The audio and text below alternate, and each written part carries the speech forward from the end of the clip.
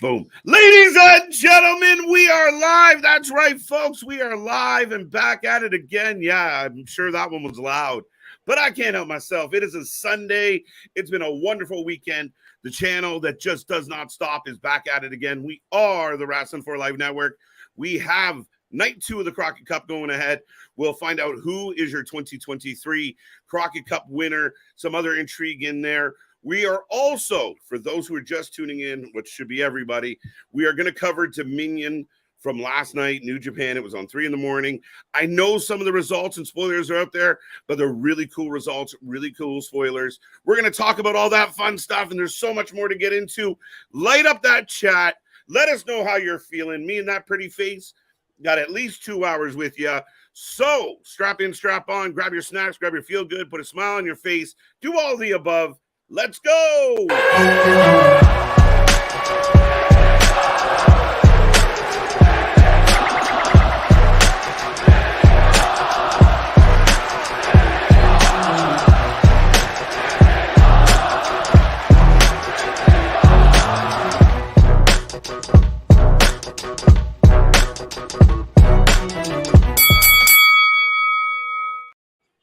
Ding, ding, ding. We are live. We are live. Like I said, folks, we're back at it again.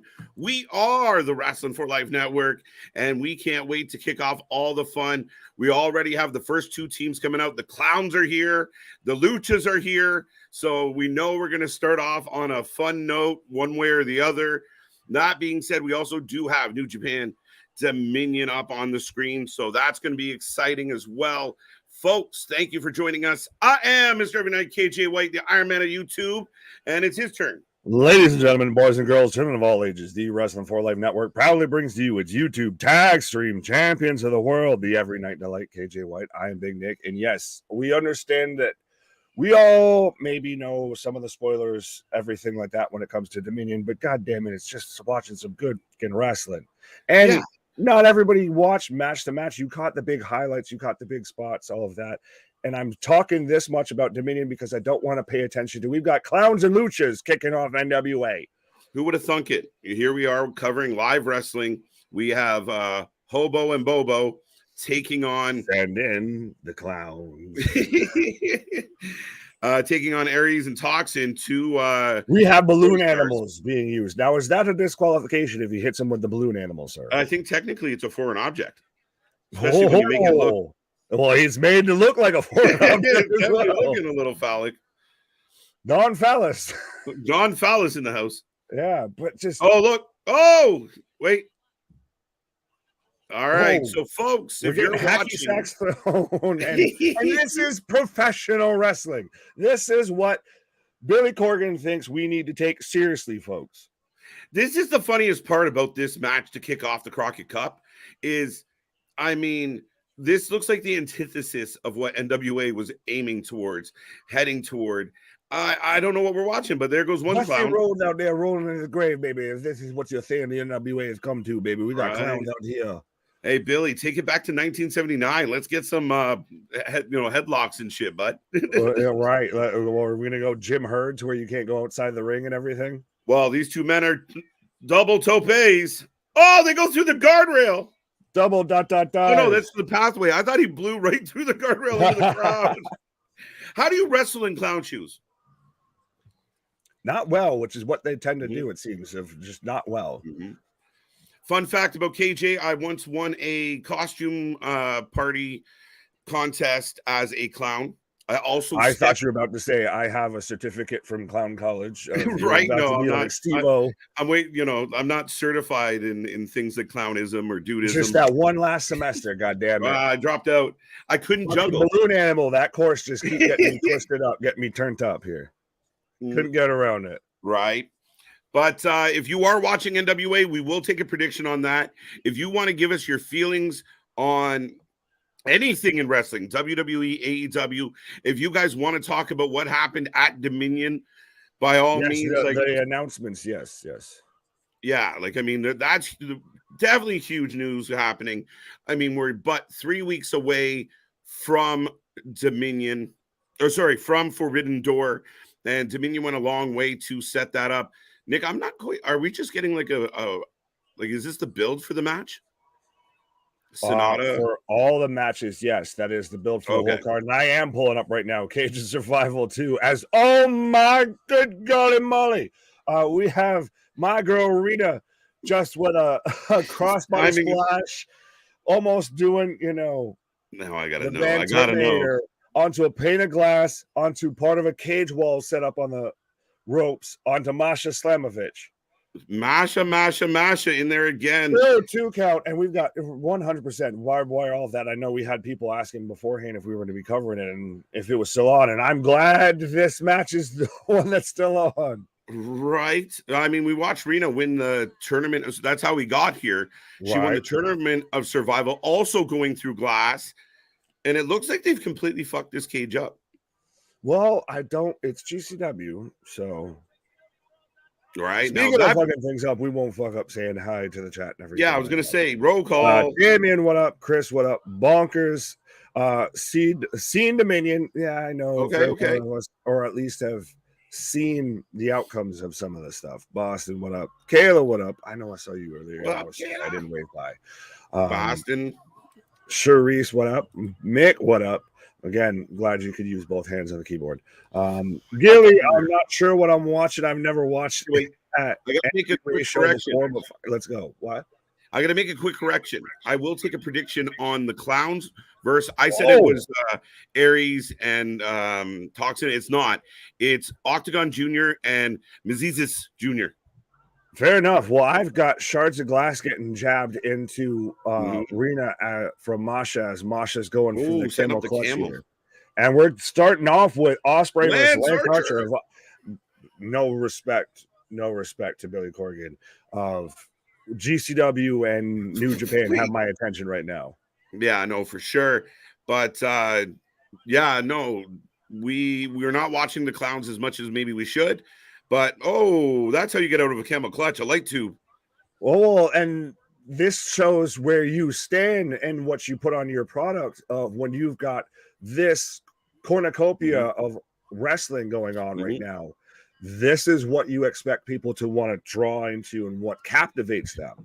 Absolutely, Nick. And I think I saw our buddy Smile Mark made a comment on one our coverage last night. And he said, part of the problem is when you offer up classic wrestling, you're so desensitized by all the big flips and tricks and the carnage that it seems boring or it's not as good. And what I want to make clear with this is I'm a fan of NWA. I was a really big fan of the Crockett Cup, watched a good amount of them. And this is just a drop off in comparison to itself, right? Like that's the issue here. They've done a good job of what's known as jumping the shark of they went a little too hard in the paint. Well, because even I saw, I think it was Small Mark asked about like if they were going to do a tribute to the Briscoes who won it last year. Nothing so far. Well, and even then I get we're rolling through a tournament, but every match is maybe 5 minutes, and you've got stuff like this of Clowns versus Luchas, and half the teams aren't established. Meanwhile, we've got Rena and Masha on GCW, just chair shot. The GCW only versus Archer on New Japan. Even though we're still watching the replay, I'd rather watch a replay of New Japan than I would live NWA. That's a problem. Right. Was GCW only able to afford half a cage? I'm confused by this situation. Well, I mean, listen. Cut him some slack. I don't know. I'm trying to make excuses here. I couldn't think of anything. It's a lack. There's not a lack of excitement. Regardless, I don't really give a shit. These two ladies are beating the living shit out of each other. They're taking the best parts of a fucking cage match rather than it being you need to climb out or you need to escape through the door. Just seeing the spots of somebody getting thrown in the cage wall and everything like that inside the center of the ring. Yeah, I mean, keep in mind, last night we had Yamashita had to win the tournament to get to Masha. She literally grabbed Murdoch by his best friend and chucked him off scaffolding and then jumped off the scaffolding into the glass that Murdoch had broke. Ospreay already with a corkscrew moonsault on Archer on the outside. So again, we know the result of this match because we know what's set for Forbidden Door 2. Which, is a fantastic match. A match that I thought could happen at Wembley.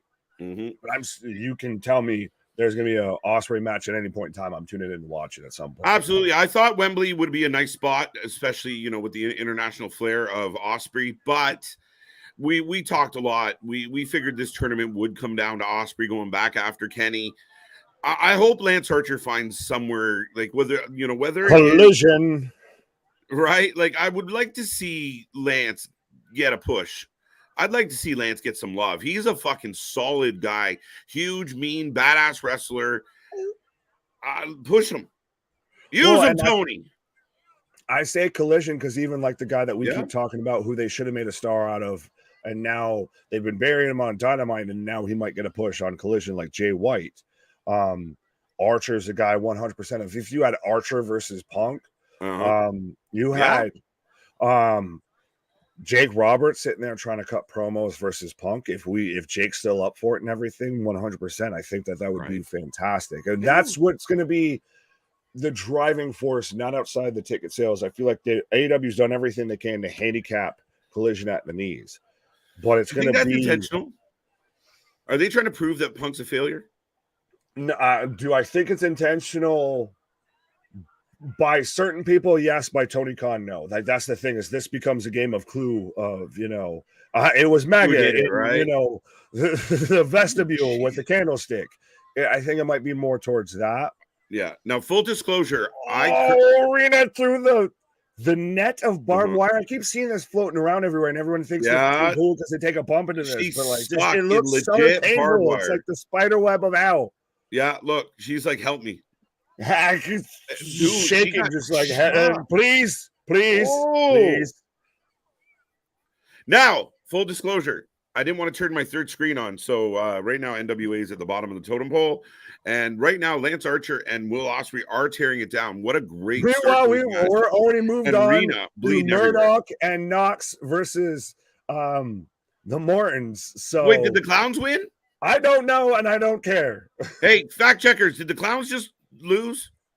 Well, that shows you again. Well, who was it? Oh, well, Rocco said NWA means no wrestling anywhere or no writers anywhere or both. Yeah. Listen, though, like, Billy was doing good, guys. I know, like, shit. Keyword was. Archer with a Luthe press just fucking blew right through him. I don't even know if you want to call that a Luthez press. I think that was a nut shot to the chin. Right the flying teabag. The flying bullshit. Fucking hell. Oh my God. Yamashita down. I know we're all over the place, folks. Keep the chat coming. We see more and more people. What would you expect from us, honestly, at this point? Last night's Crockett stream is just under 1K views. So hey, but still, this is why undoubtedly we say we are the. Sorry, I'm talked all over you. Yeah, that's sorry. No. I was just saying that's why undoubtedly we are the home of pro wrestling. We advertise the NWA stream. The NWA hasn't been so hot, so we're out here covering GCW, Masha versus Yamashita. We're gotten Ospreay versus Archer on New Japan. We're covering anything and everything when it comes to pro wrestling. Nobody does it like we do. And don't worry, folks. If you're confused, so are we. Now, do you have to have a proper sense of direction to then be confused? Like, if you're constantly just lost in the abyss, like, are you ever actually truly confused? Bonkers, I have a question for you if you're still listening out there, Bonkers. You've seen Dominion, and without spoiling anything, guys, if you did watch Dominion already, let us know what you felt about it. Like, give us your early rating out of 10 so we know what we're looking at. Pittsburgh plunged from Yamashita onto Masha into just glass all everywhere. Of the shards of glass. Glass everywhere. As I've got Morton Jr. versus Murdoch right now throwing bows in the ring. Two of the hardest, toughest, most solid female professional, maybe even wrestlers, period, in the world, Nick, are laying it out here tonight. The GCW champion. Wrestlers that aren't named Rhea Ripley that you 100% could believe could go against any male competitor right now. Not to make it that type of way, but you get what I'm saying. No, I see what you're. No, it is what it is, bro. Yeah, you're not wrong because I mean a Jordan Grace I could probably throw in there, but there's not many, right? Like, it's very thin. as Archer's got Osprey up. Oh. Oh. I don't know what you call that razor edge bomb. Is it? Do you really call that? Because he's got him facing forward. So yeah, it's like a flip flapjack. It's a flapjack bomb. Is kind of what I. Yeah, kind of. Yeah. Masha with a 2 count. Steve G, what up? Is Camille main eventing the Crockett Cup? She should be. No. Nah, Steve. She'll be the main event should be the championship match. It usually is. Camille will be second last if I was to guess. Right. Someone tell me if the clowns lost or what. Somebody. I can Google that here in a second. Hassan letting us know, is this like Japan wrestling? Well, we've got Japan wrestling, we've got US wrestling, we've got deathmatch wrestling. We got all the wrestlings, folks. Yeah, keep in mind, Nick, we saw the Japanese invasion of GCW last night. Bro. My heart grew 10 sizes. Oh, shit. We're getting Jun Kasai squared up with Yamashita. But yeah, no, it's great. I almost want to take Rita for this because Masha's still got a lot going on with Impact and everything. That would be crazy. She got a dog collar match on Friday. She put herself through this shit today. Well, that's how you see half these dudes. If you Christ, it was even Sage Sin that I think we both saw the poster. Oh, she's showing off of all of her scars and everything from the barbed wire and all of this stuff. Like we've talked to guys like Cole, guys like Gigi Jacobs, guys like Grim Reaper who have wrestled this style. Oh, through a door. This Osprey Lance Archer match is outstanding, by the way, guys. Absolutely. Diving elbow from Osprey. Are we setting up for the hidden blade? Masha is stuck in barbed wire by the hair. I think both women are at this point. Yeah. 2, 3. Hidden blade and Osprey picks up the win. There you go. That was a nice opening match. Yeah, and still for that to be the opening match again, that's where you bookend things nicely. That's what gets you drawn in. That's what gets you going for the show. But this does mean we're getting Osprey versus Omega at Forbidden Door 2, which we both thought was going to happen more at, say, maybe Wembley. Hopefully at Wembley. Could have main evented Wembley. Instead, we're getting it at Forbidden Door. Why me? Pay attention to the Osprey promo. What does he call me out? I think C-Money knows I'm an Osprey fan, so he probably figures I've probably heard. That's what listen, I like Osprey a lot. Like I really do. And I mean, he's done nothing but impress. I really like that's the guy. Like, come on, please give in and sign with the WWE for a while, or sign with AEW so we can see you more consistently.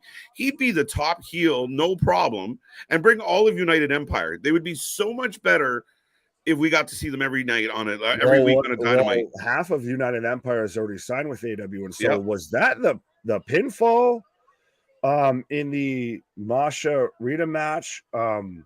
Because it seemed like it is. If they're calling the match, like they declared Masha. Wait, did she have to run up because she was hurt? Oh no, she's still down in the middle. Okay, she's because there. She landed on top of Rita. Yeah, that's it. Masha gets the win still. But Rita set up shot on Masha.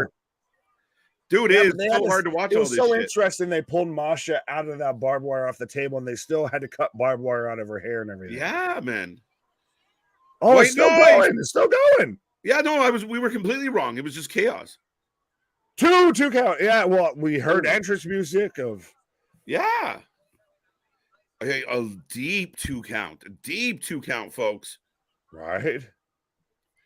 I'll definitely try and pay attention, but I got a whole lot going on right now, C-Money. I was going to say, I have the Gods of War, Kratos, and Odin's son. Yo, so who won between the Mortons and... All right, hold on. I'm gonna have to refresh here. The Mortons... I missed the Morton match. Shit. Kenny Omega! Right. Remember me. Remember me. You will take my life, but you'll never take my freedom. They may take our tag team, but they'll never take our freedom. He's looking for revenge. I think could Osprey pull this off? Will Tony let Kenny Omega lose at Forbidden Door? But see, I like it yes, and I also like it because honestly, almost to an extent of because I feel like if it was in Wembley, you might have gotten more AW Kenny versus if at Forbidden Door we might get more New Japan Kenny up to where he's actually gonna really show up and show out. Yo, Masha just ate 7 light bulbs straight, and now Yamashita's got a chair out and another one. Fair enough. Yo, like Will Ospreay's outstanding in every aspect of wrestling. He's got a good look, good attitude, good charisma, great with the microphone, and then he delivers in the ring. Fucking A, let's go. And the best Kenny Omega I've seen is when he's in the ring with this guy. You what, bruv?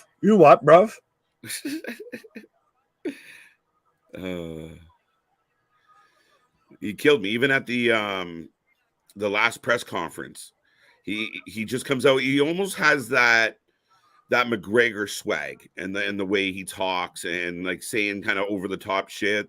You know, well, you've got guys like him. You've got even now Paddy the Baddy. You've got it's kind of that UK style that started to really influence 100% to where they're gonna just say what they need to say if they've all got a very big chip on their shoulder. We got a stagehand. Everybody know about it. We got a stagehand in the ring in GCW helping put together what looks like one of the most maniacal things I've ever seen. Masha, I don't like where Masha. Drew looks like getting like he could be Mike Knox's like kid or something, or like his brother. The gods of war. So Masha's being laid on a crucifix of such with chairs and she's been selling for like 11 minutes. It's a bit much for me. That's where I draw the line. They're killing each other with bulbs and she's going up to the she's gonna miss. Like Masha's been down forever. Dude, you see what she's about to do?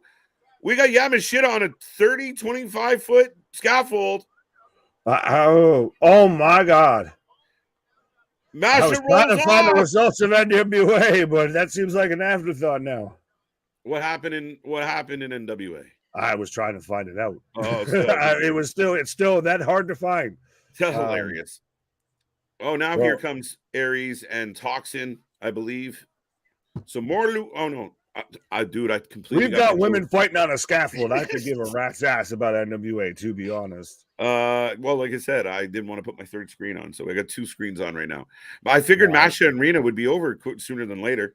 I'm happy it's not. Oddly, this looks like the climax, though, as both women are on top of a giant scaffolding. If you are not watching GCW right now, this is intense. I get nervous. Like I got that pit in my stomach. Like someone's about to go flying. They set up a small because the scaffolding instance you think of is like New Jack Grimes or Cornette, where he's taken going all of the way fucked up and right through a table, through all of the tables, through doors, tables, crash off chairs, scaffolding. Good Google. I feel like I need to be like JR. That's it. She's dead. Holy As God is my witness, she is broken in half. Holy. Oh, no! Attack her! Yeah, man, she got stomped. Blake! Dude, Blake is in the house. Oh, that fucking broke me. It's Blake Christian. God, he's been waiting. Now wait, he can cash in. Whoa, he's cashing in. Let's go. We've been waiting for this.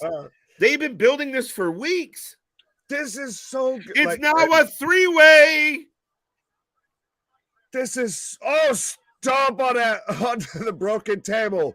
1, 2, 3, and your new GCW. Wow, look, they're throwing shit. Talk about Cardona heat. And they're throwing toilet paper and cans. They're literally having to pull out people just to avoid the shrapnel. This is This again reminds me and holds true to what we've been saying for the longest time, and because we've been watching this for a hot minute, we've talked to half the roster, all of that. Of this is the new ECW, and this is that same type of reaction that you get when it's like Bully Ray wins and all of that, and you get they are beer cans thrown in the ring, throwing getting toilet paper, you're getting anything that people can get their hands on. Oh, it's just such good timing because everyone was so emotionally invested in what the two women were doing. For him to come out and just steal it, like they're pelting him with drinks, guys. Like this is Hulk Hogan turning, this is Cardona turning, fucking nuts. They want to kill him. They try and play this man as a babyface on Ring of Honor and everything. No, they're missing the boat with that. Like putting him with Metalik and shit and making him squeaky clean, leave it to Beaver. Blake Christian doesn't work. This is good. He's established himself right now as the top heel in GCW. He's your new champion across promotions. You look at MJF, you look at Roman Reigns, you look at Blake Christian. Like, think about it. All the top champions right now in promotions are all heel. Your new GCW world champion. And it was done so well. Because you had babyface versus babyface, you had Rita versus Masha, and then Christian just comes out of nowhere and fucking steals it. They are just slimy little prick that he is. He's like he's just a target practice for some of these people right now. What a way to go off the air. Blake Christian standing on the scaffolding, folks. Title above head. He legitimately just hijacked the GCW title in a way that I haven't seen since Matt Cardona did it in 2021. So that was outstanding. Woo! Absolutely. Absolutely. Let's see what's happening in the Crockett Cup. I was going to say, we're still going on with Gods of War versus Tyrus and Chris Masters, and we've still got Los Ingobernables de Japan going against 5 guys right now in an 8-man tag match. Wait, drum roll. Los Ingobernables. Oh, de Japan. I'm trying to get better, folks. There we go. Los Ingobernables. Yes. 9.5. The whole show was phenomenal. I watched the whole show. That's how I recommend doing it. Watch the whole show. 9.5. All right. Well, he's saying even for GCW, trust me, we debated initially going into the weekend of which show we were going to cover for the weekend. And I'm starting to think we picked wrong. Hey, no way. We still got the best part, so I don't give a shit. All right. Yeah, fair enough. Right, we're here for New Japan. We got the Crockett Cup. If you guys want to give us a rating on the GCW show, I'm going to give what I just saw 10 out of 10. Like that. Absolutely. If you want to give us a prediction on New Japan Dominion, as we've got Taka Michinoku coming out right now. Right. If you haven't seen it, or if you want to give a prediction on the Crockett Cup. That was like Seth Rollins hijacking the title. Right? Like it was like perfect. Oh, it was the greatest heist, 100%. Is that Taka Michinoku? To see it, and that's a thing that I don't think you or I have really seen since when we were kids watching wrestling, to where somebody's getting pelted with beer cans and toilet paper, and they're just picking up any bit of trash that they can. Just boo this man. They're throwing anything they can at him. Oh, so Damien gives it a 9.5 out of 8.5. Wait, why? Bonus for GCW. Right, but who ends a rating at 8.5? What in the name of Meltzer is that? What in the name of Meltzer is that? What's up, Charles? How you doing, folks? I know we've been kind of caught up in our own little world here, but keep the chat coming. Keep us up to date on what you're thinking, what you're watching, how you feeling. Christopher offering some congratulations to Blake Christian. Not a whole lot of congratulations going on in the GCW arena tonight. Not a little bit more. Well, they're throwing beer cans up in the air, and it's not in celebration. It's more in boo this man. See, like Rocco said, just like you said, a GCW version of Rollins cash in, basically. I like it, Rocco.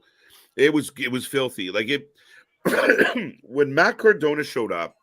Wow, the master lock, and we got a winner. What? Yeah, Chris Adonis hits the master lock. I don't know what he calls it now. Probably the Adonis lock. Tyrus laying hunched over, sucking wind. because he got in the ring. This man, he went from one side of the ring to the other, so he was gassed. He's playing up kind of hurt. But the world champion and Chris Adonis will be moving on. This man's got to do double duty tonight. This is going to be sad. Like, you thought he was slow before. Well, he might he's going to have a second match later tonight. God, he's going to be even slower. Is that possible? This might be the first professional wrestler to move in reverse motion. Blake Christian bonkers on board. Okay, I like it. 9.5. The whole show was phenomenal. Got that. Okay. So they did a WrestleMania 30. Got that one as well. Got Tyrus and Chris Adonis. Yes. They won. Right. Well, who's wrestling in New Japan, Nick?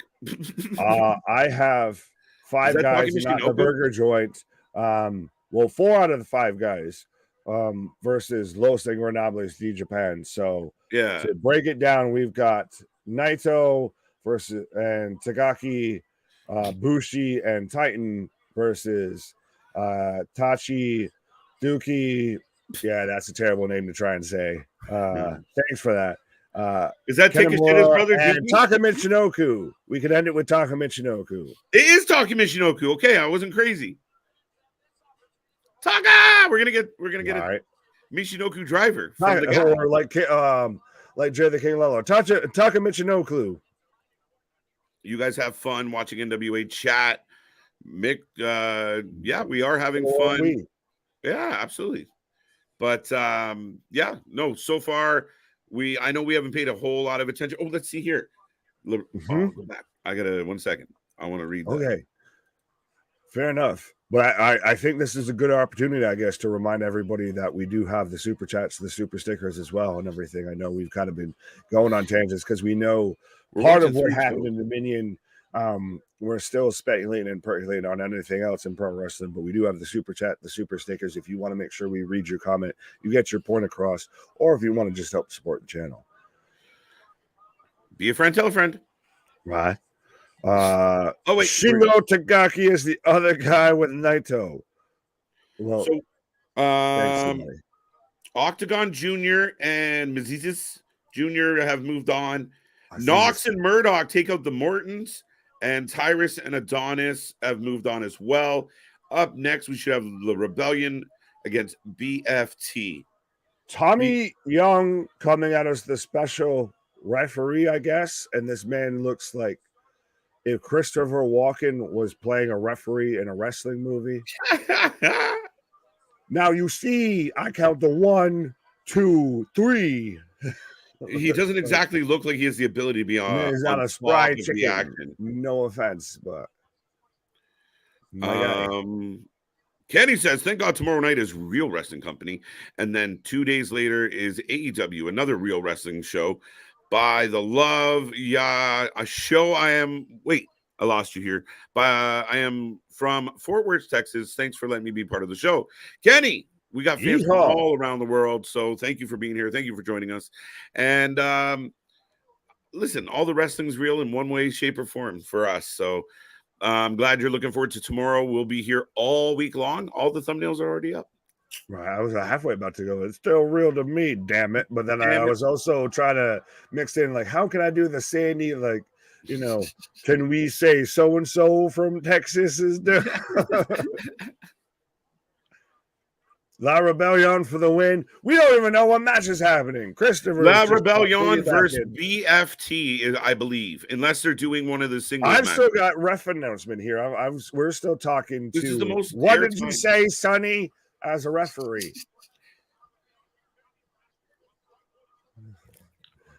this is the first time this man's seeing a microphone or anything like that. Why are they asking him like he's at? They're actually getting his opinion on the bracket. Because I'm a big fan of Fox News. The weird thing to where the guy got booed. Billy Corgan halfway tries to pay homage to old school NWA and also just is out to fucking lunch. the referee gets booed because they ask him like, who do you think's going to come out of the bracket? And he goes, well, I'm a big fan of Fox News. Bro, what the fuck? Like the ref getting heat. Well, it's still was like, I didn't even.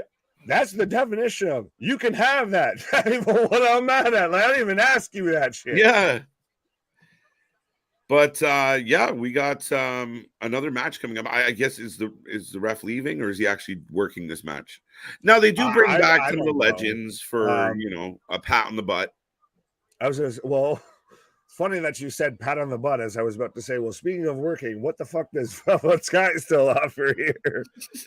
Nodding. Look, she's doing it really well. Yeah, she's a great Renee Paquette of just ho ho ho. Hey.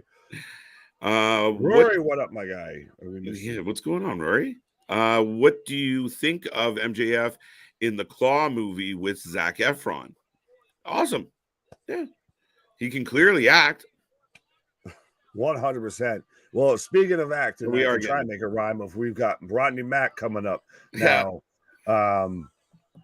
With the big Christ, fucking I already truckers. forgot the Instruments of Pain. I forgot the fucking name. What the big fucking truckers? BFT? Is that what they're called? No, it's yeah, you could have said it. I would have believed you. Blunt force trauma for those who don't like right with Aaron Stevens. So we've got Rodney Mack and not Farouk versus who are they even facing now? God damn it! I already said who they're facing. They're taking on the Rebellion favorites. We're in the finals last year. There we go. My favorite French tag team. Sometimes NWA confuses me. Damien, elaborate on that. What confuses you? Because we are slightly confused ourselves. All of it. Like, how can you differentiate between such vast things? Right, not Doom coming to the ring. Right. But yeah, are you big fire Fox News? Yes, fire all of Fox News. Just be a friend. Tell I'm Canadian. I don't give a shit. I was gonna say you can't talk. You're Canadian, right? We got our. Is there equivalent to that in Canada? Not really. Like you, I don't want to get into it, but we're not as. I mean, we have our slants, but it's not like that. Oh, Vampiro coming out. Remember, Vampiro helped you get here. So, especially now that we've got Vampiro, when he actually acts like he gives a damn. So, they're very much, I think, favorites to not only win this match, but maybe to win the tournament as a whole. Yeah, I thought they were favorites without Vampiro. He comes out of nowhere, kind of surprises everyone last night, helps them get the W. I mean, with Vampiro, with them, I think they're even more of a favorite at this point. So, oh yeah, and they've been a staple in NWA for a long time. Like I said, in the finals last year. So I'm all for it. Let's go. But they are outsized right now, and I'm sure we might get something between Aaron Stevens and Vampiro at some point with this one. I mean, I'd be down for it. Let's go. But especially too, we've got favorites like the Morton team is out here, or they've already been eliminated.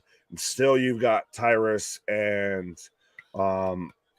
Chris Masters. You've got Knox and Murdoch still as a team. So we're still got a little bit of some heavy hitters, but no one that's really was initially a tag team.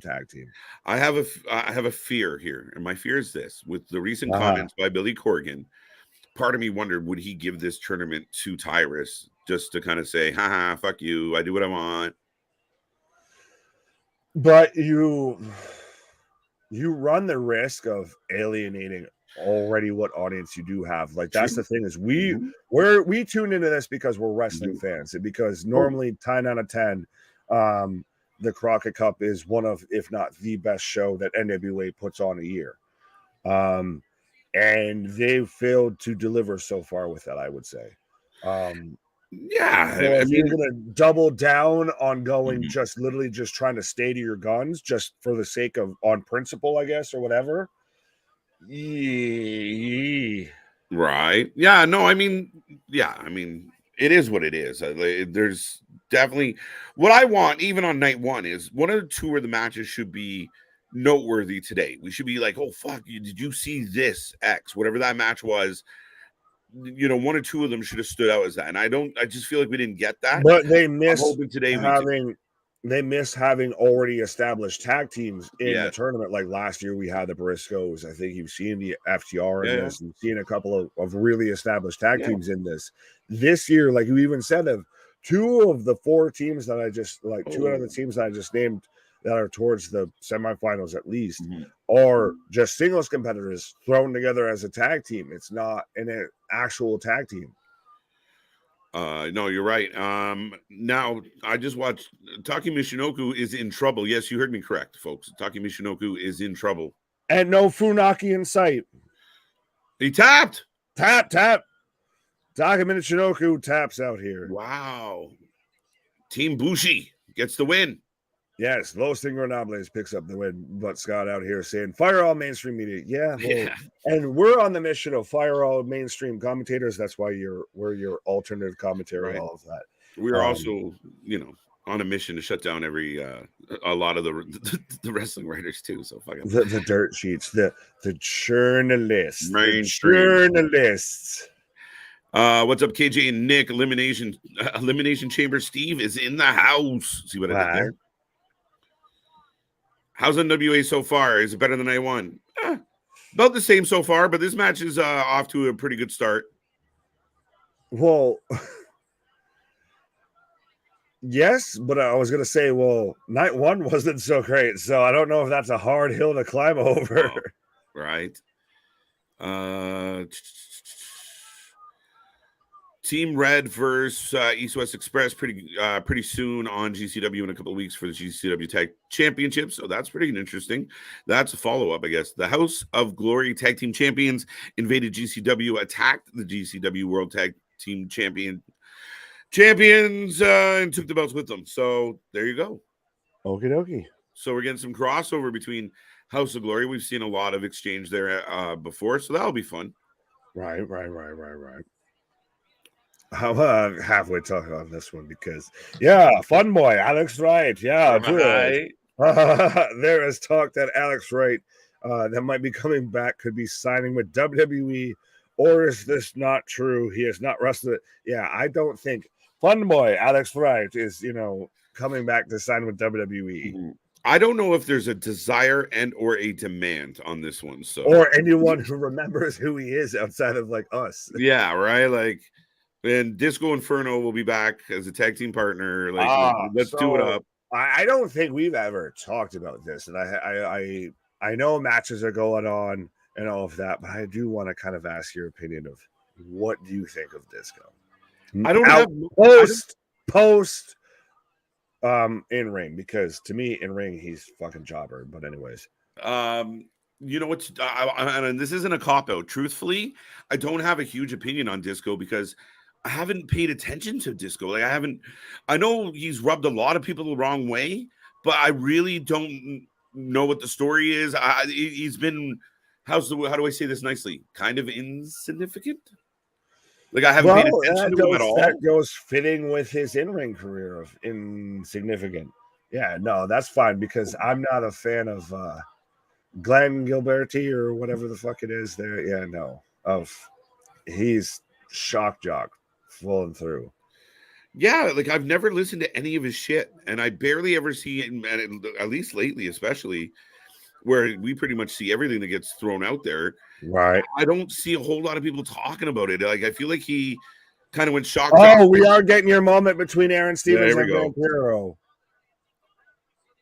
As we've got Los Ingobernables posing at the top of the ramp, and we're getting Vampiro. Vampiro. Oh, he missed. You had one moment. You had one job. And he just fucked it up. Mom spaghetti. Oh. It was kind of an awkward whisper in the wind. Or floating who hit bro? A worse whisper in the wind? Jeff Hardy, who missed all of the turnbuckles, or Vampiro, who missed all of the performer? Well, I think the performer rolled out, though, and they lost. See, he rolled out. BFT moves on. The favorites are out. What that was again? This comes down to where I thought the match was already over, and that's why they were doing this, and instead, no, that's the end of the match. What's up, Kevin? How you doing? Dude, I honestly, I'm shocked. BFT will move on. Here's my issue where we're talking about kind of the criticism of Crockett Cup this year is that, like, it was just a very sloppy ending. Very sloppy. It wasn't very smooth. They didn't get in and out of it very well. I can't stand Disco Inferno. He takes his takes are awful. Yeah. Again, insignificant. To me, it's a lot of he just takes hot takes just to take hot takes. So I don't think he actually agrees with any of what he's actually saying. If he just kind of says shit that he knows is gonna fucking get a buzz. Yo, Kushida got a fucking crazy haircut. What? You'll show him. He's on. He's going up against TJP. He's going against what's left of the United Empire. TJP. Yeah. Huge boos right now. The crowd's not liking it. Aaron Stevens. Yes, that's right, folks. Sindow is cutting a promo as they take out Vampiro and Rebellion. Probably the favorite in this tournament. Oh, 100%. And do you still think that WWE may have missed the boat with a guy like Aaron Stevens? Like, even if he was just in a tag team, like him and Baron Corbin as a tag team right now, that's not good. That couldn't draw. That couldn't be, a heel team or anything like that. Well, here's my thing with it all, Nick, is that it was in that weird time, especially. It happened several people where if they get over and they're getting reactions, if they're getting reactions, then why not ride it out? Like, I will give Tony credit. Like, when somebody gets hot, he does jump on them. He just hasn't quite learned how to keep them hot. The WWE, you get someone like Sindow got himself over. Let him be over. Why are we fucking around? So, yeah, they could have probably done something with him because he had a natural ability. Well, WWE hates if you get over naturally. AW, they'll ride you, but only for pause. But they'll let it go for a week and then just like, nope, no, thank you. You got too over. You've flown too close to the sun there, Icarus. Well, speaking of who could have been pretty much Icarus here, we've got EC3 coming out with his whole control your narrative that kind of just seemed to was going to be the next big thing in pro wrestling. And then when's the last time you heard somebody talk about it? Yeah, I mean, it's been an interesting story, Nick, as you go for a pause. We have, I got TJP, Public Enemy coming out, and they will be taking on Kushida. And I'll let you know who in a second. And EC3 is coming out to take on a mystery opponent for the North American title. We'll see what's happening here with NWA. Dun, dun, dun. Already looking forward to Forbidden Door 2, Danielson Okada, Omega Ospreay. Chambers, you're not wrong. I woke up this morning to those little tidbits of news. And yeah, let's go. I mean, so far off to a good start. I'm really curious how they build to it, but I'm all on board for both those matches. There's also a lot of other rumored matches. So let's see. And I truly, truly, truly do believe that Mercedes Moné was a part of those plans. Unfortunate for where things went there.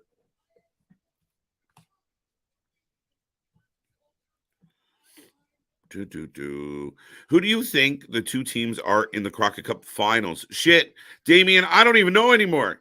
Rebellion just lost. The Mortons are out. Shit. BFT and could it be really BFT and Tyrus and Masters? Or Adonis, whatever you guys want to call them. I feel like Tyrus and Chris Adonis will make the finals. Maybe against BFT at this point, but that's kind of two heel teams. I don't know how you spin that. Interesting. So it's a tough call right now. A lot of upsets, a lot of surprises, but Kushida versus TJP. Next Ring of Honor pay-per-view, Death Before Dishonor, Friday, July 21st, competing with SmackDown. Not a good idea, in my opinion. Yeah, I don't like it. Like, I mean, why couldn't you slip Ring of Honor to a Saturday? Why put it on the Friday? Again, maybe part of you is thinking, we'll try and steal some views. But, I mean, wouldn't you give your show the best chance to kind of do well? Because you are going to split that audience. You might take some away from SmackDown, but you could also lose some. I don't get it. Impact went to Friday pay-per-views. Not a great idea. Now you see Ring of Honor. And I mean, it kind of shows you where they are at with Ring of Honor. Like, if Ring of Honor was treated the way it should, it'd be on a Saturday night. Let's go. It's my birthday weekend. We're going to have fun either way, Chambers. I should have moved to Tuesday. Why? Welcome back, Share Relax. Okay. We're going title for title between... Oh, wait.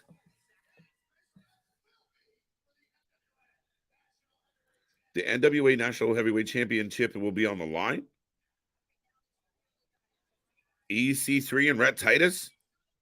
Now, we saw Camille come out and give her boy a little bit of a pep talk yesterday, so I'm assuming this would be in response to that.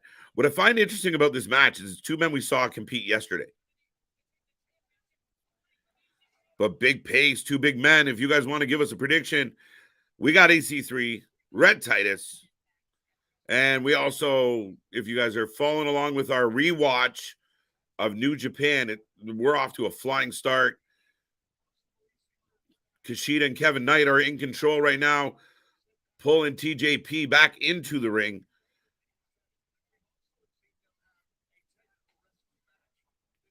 Ring of Honor will still views.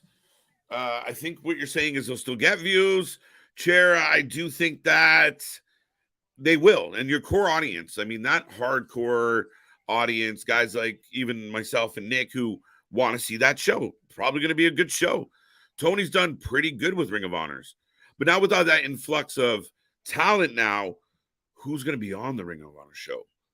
Like if it's Willow versus Sky Blue, like, I mean, it will be really interesting how the build towards that pay-per-view goes.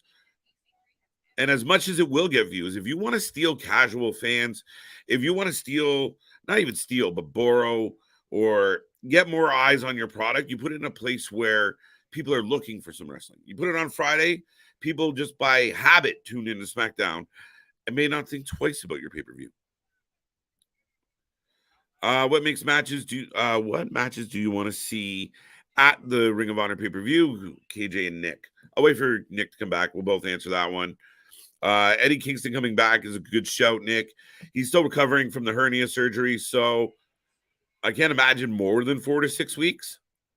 I think based on my experience, I think it's like 4 to 6 weeks, no heavy lifting. So he's got to be back soon. I mean, see if he can go. Big belly to back. Huge suplex. Titus is down. EC3's in control. EC3 wins. EC3 wins. I'm going to go Rhett. I'm going to go Titus. Just because I don't like EC3. You got Luchas with the Ring of Honor tag belts. They could potentially, like, I'd like to see them take on someone like the Righteous, take on even, I think they've already fought the Kingdom, but at least I know that will be a good match. What else could we do on Ring of Honor? You got Joe. Will Joe drop that belt if he's going to be more involved in Collision, or will Tony just keep shuffling around all the belts on all the shows? My advice to Tony Khan is pick some belts and the rest of them we never fucking see. Like, put some on Ring of Honor that never show up anywhere else. Put some on Dynamite that never show up anywhere else. Put some on fucking Collision. Don't worry about Rampage. No one's paying attention. But yeah, less belts. You're complicating it. You're you're mucking up the waters. Dude, you had 2? You got me beat. You got me beat, bro. In 2 weeks, AEW Collision, CM Punk in Chicago. Big ratings and more big ratings to come. I think Collision will do very well, and it needs WWE needs to go 3 hours on Friday. No, Kenny. No. It's still that Raw has to go down to 2 hours. You can't do that. You can't. 3 hours is bad. It's just too long. It doesn't matter. It doesn't matter. It doesn't matter how good the booking is. It doesn't matter how compelling the stuff is. 2 hours. That's why a lot of people feel better at the end of a SmackDown. Because even if you have some cool shit on Raw, there's generally about 60 minutes of the show and a ton of commercials that just are filler. It's too hard to maintain from an entertainment standpoint, from an attention span standpoint, from just having enough capability to pull it off. Now, listen, if they were banging out 3-hour Raws all the time and from start to finish, they were rock and roll and let's go, fine. But, like, you can't do it. They haven't done it. Will they ever do it? I don't know. It's been a long, long time since a 3-hour Raw was entertaining for at least the vast majority of that 3 hours. If you switch it up and go 3 hours on Friday, it's going to turn a lot of people off, right? And plus, 8 to 10, for the younger audience, they can get in their wrestling show and then head out at 10:30, right? But, and plus the older audience can go to bed then at 10:30. Either way, it's just a nicer time slot. If you got to commit another hour, it's dumb. It's bad. I get it. But greed for the sake of greed, when you're pulling in $1 billion, seems pretty ridiculous. Whoa. Kushida in trouble. TJP with the blind tag. And EC3 has Tet. Breaking free. Titus making a comeback. Atomic drop. Nobody uses atomic drops anymore. The TNT belt needs to go to Collision for sure. They got to do something with the TNT belt. And I know some people are going to say, well, Wardlow, but no, the TNT belt hasn't mattered. You got to find some meaning to it.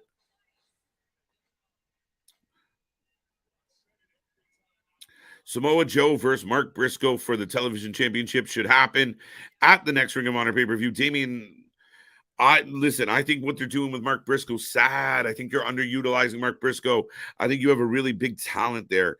You have a really good guy with a lot of charisma, super intelligent, one of the best tag team wrestlers ever. And, by proxy, one of the best wrestlers ever for that standing. He can go. This whole Jeff Jarrett, Jay Lethal thing is fucking nonsense. When he came back, and wrestling's always used real life to make the most compelling TV. There was an opportunity to give Mark a belt. And I thought, honestly, it should have been the TNT title. Get a huge win on a Dynamite for that belt, instantaneously making that belt fucking matter. By the way, we got double submissions on New Japan. What a battle. A great match between United Empire, Kushida, and Kevin Knight. And Titus is setting up. Back body drop. But yeah, I really think that they missed an opportunity. I felt like even with Brian Pillman Jr., and I know another podcaster has talked about that more than I have, but I think Mark would have been amazing. It would have been a really emotional moment. I think a lot of us, even us fellas, could have probably shed a tear on something like Mark coming through that tragedy and going right to a belt. Ring of Honor World Champion would have made the most sense for me. But something, get to it. That's a long-winded answer to your comment, by the way. Bradley, how you doing? So that means Ring of Honor, Death Before Dishonor, SmackDown, and AEW Rampage Triple Header Friday, July 1st. KJ. Bradley, that's what we do here, man. We will be doing a triple header next week, next Friday. We have a triple header coming your way as well, folks. We have Impact Against All Odds. Yes, 2 pay-per-views really close together. Against All Odds is stacked. I know a lot of people out there aren't the biggest Impact fans. Do not sleep on Against All Odds. We got a dog collar match. We got a great title match, Alex Shelley and Macklin. There's a lot to get into with that. We'll also have SmackDown. We'll also have Rampage next Friday. We're here all week long, folks. Back tomorrow, and we're trying to spread the free hashtag free Tony. But yeah, we're back tomorrow for NXT. We'll see what that holds. We're looking for a new number one contender for Tiffany Stratton's world title. So we're getting a battle royal. Plus, we're going to have Mustafa Ali against, who's he taking on? Joe Gacy tomorrow. But folks, then we got a big Dynamite. We'll get into Dynamite. We'll see what happens. We'll see if there's some talk about Forbidden Door and what that will mean. Oh, sorry. There's action everywhere. Trying to hold my thought. But yeah, all week long, folks, do not forget, like, subscribe, share, let everybody know about the Wrasslin for Life Network. Anywhere you talk wrestling, just share. Be a friend. That's the best thing you can do for us and help this grow as we approach 2K. We want to hit 2K soon. I was going to say, well, I don't know if I come in saying, speaking of things growing or speaking of being a friend, tell a friend. Yeah, speaking of a friend, yeah, we got a nice one this time. 100%. We want to try and hit that 2K button. We're still constantly moving and grooving, big things popping, little things popping up to some season never sleeps. Why? 2K in 15 months? I'll take it. We're doing big pin sprint. Yeah, dude, you have no idea how long that was my ringtone in high school. I honestly, fun fact, I had, when I used to work at Price Chopper, for those who know of the grocery store, Price Chopper. Yeah. One of my bosses called me, and remember when you would have ringback tones? That's how you know if you're a certain vintage, because the way you would have ringback tones. Mine was. Sorry, hold that thought for 2 seconds. United Empire pick up the win, and they got their hands on the belts. From what I've seen, we might not want to look away here, but back to you. I was just gonna say, I had Eve 6 Inside Out as my ringback tone, and my boss proceeded to leave me a voicemail of like one day when I was like trying to get me to come into work about like, is that your ringback tone? Or I will swallow my pride. I will ride. Right. Did you ever? And now this is funny. EC3 takes a huge backdrop.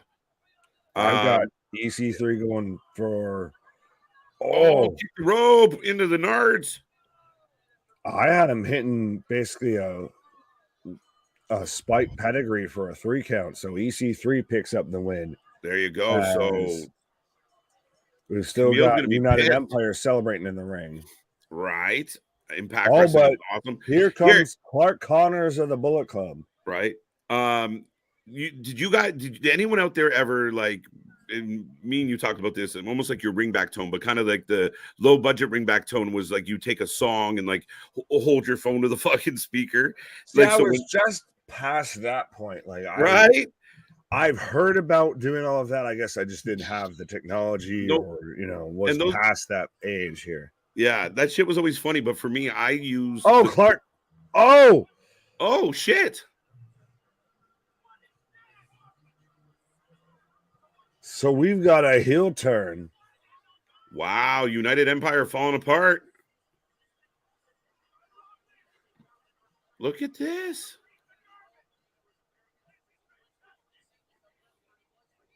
Wait. Connors is in the house. Dan Maloney. Turning on United Empire and joining the Bullet Club. There you go. So Connor's trying to start the new era, like continue on the new era of the Bullet Club. Him with Finley and all of that. It's such an interesting phase of the Bullet Club right now. Up next on the Crockett Cup, we are getting a 6-man scramble. Winner gets a title shot at the junior heavyweight champion, which is Morton. Wow. Speaking of junior, look at that fucking spry motherfucker. Yeah, so my ringback tone was where you had to wait for the beep on the voicemail, but I used the chorus of How High, which I thought was cool as shit until I got a voicemail from Moms who was like, very nice, because how high that I can touch. Yeah, you know where that goes. Yeah, no, she was not impressed. See, I just thought of the movie there of, when the shit goes down, you better be ready. When the shit goes down. Right. I'm looking forward to Deonna Purrazzo versus Trinity at Slammiversary. Yeah, a little surprised, but yeah, we got to wait a little bit longer. Impact's a big show of the year. Deonna Purrazzo versus Trinity. It will be really interesting to see if Trinity pulls off the win, and maybe she's there for longer than we anticipate. Oh, absolutely. Well, we've got Flip Gordon. We've got help me with anybody else who's in this match. Wait, we got a surprise. Who? Colby Corino. Oh, is back. That's a very interesting thing because of the whole, we thought, and all of the dirt sheets, every bit of the IWC thought he was signed, sealed, delivered to WWE. Yeah. There was a lot of talk about Colby going into the WWE for that was months ago, Nick. Right. And now he is back in NWA and instantly, I always say bet on TBA. So I might have to go with Colby. But is he just here for a hot minute? Because that's the thing, is he could still be doing a spot show while he's still waiting to figure things out. You're not wrong. I have no idea. So Joe Alonso's unhappy. I guess they're fighting over the manager. Well, we thought Colby was going to end up showing up at least in the Performance Center, if not over. Yeah. At least start off in NXT, but then we had the whole lovely hiring freeze. And the scramble is off and running, folks. So if you are watching along, you can pick somebody. We got a 6-man scramble for the number 1 contender to the Junior Heavyweight Championship. And from last night, as far as Bullet Club still razzing the fans. And Dan Maloney walking out here, joining the Bullet Club with Clark Connors. There you go.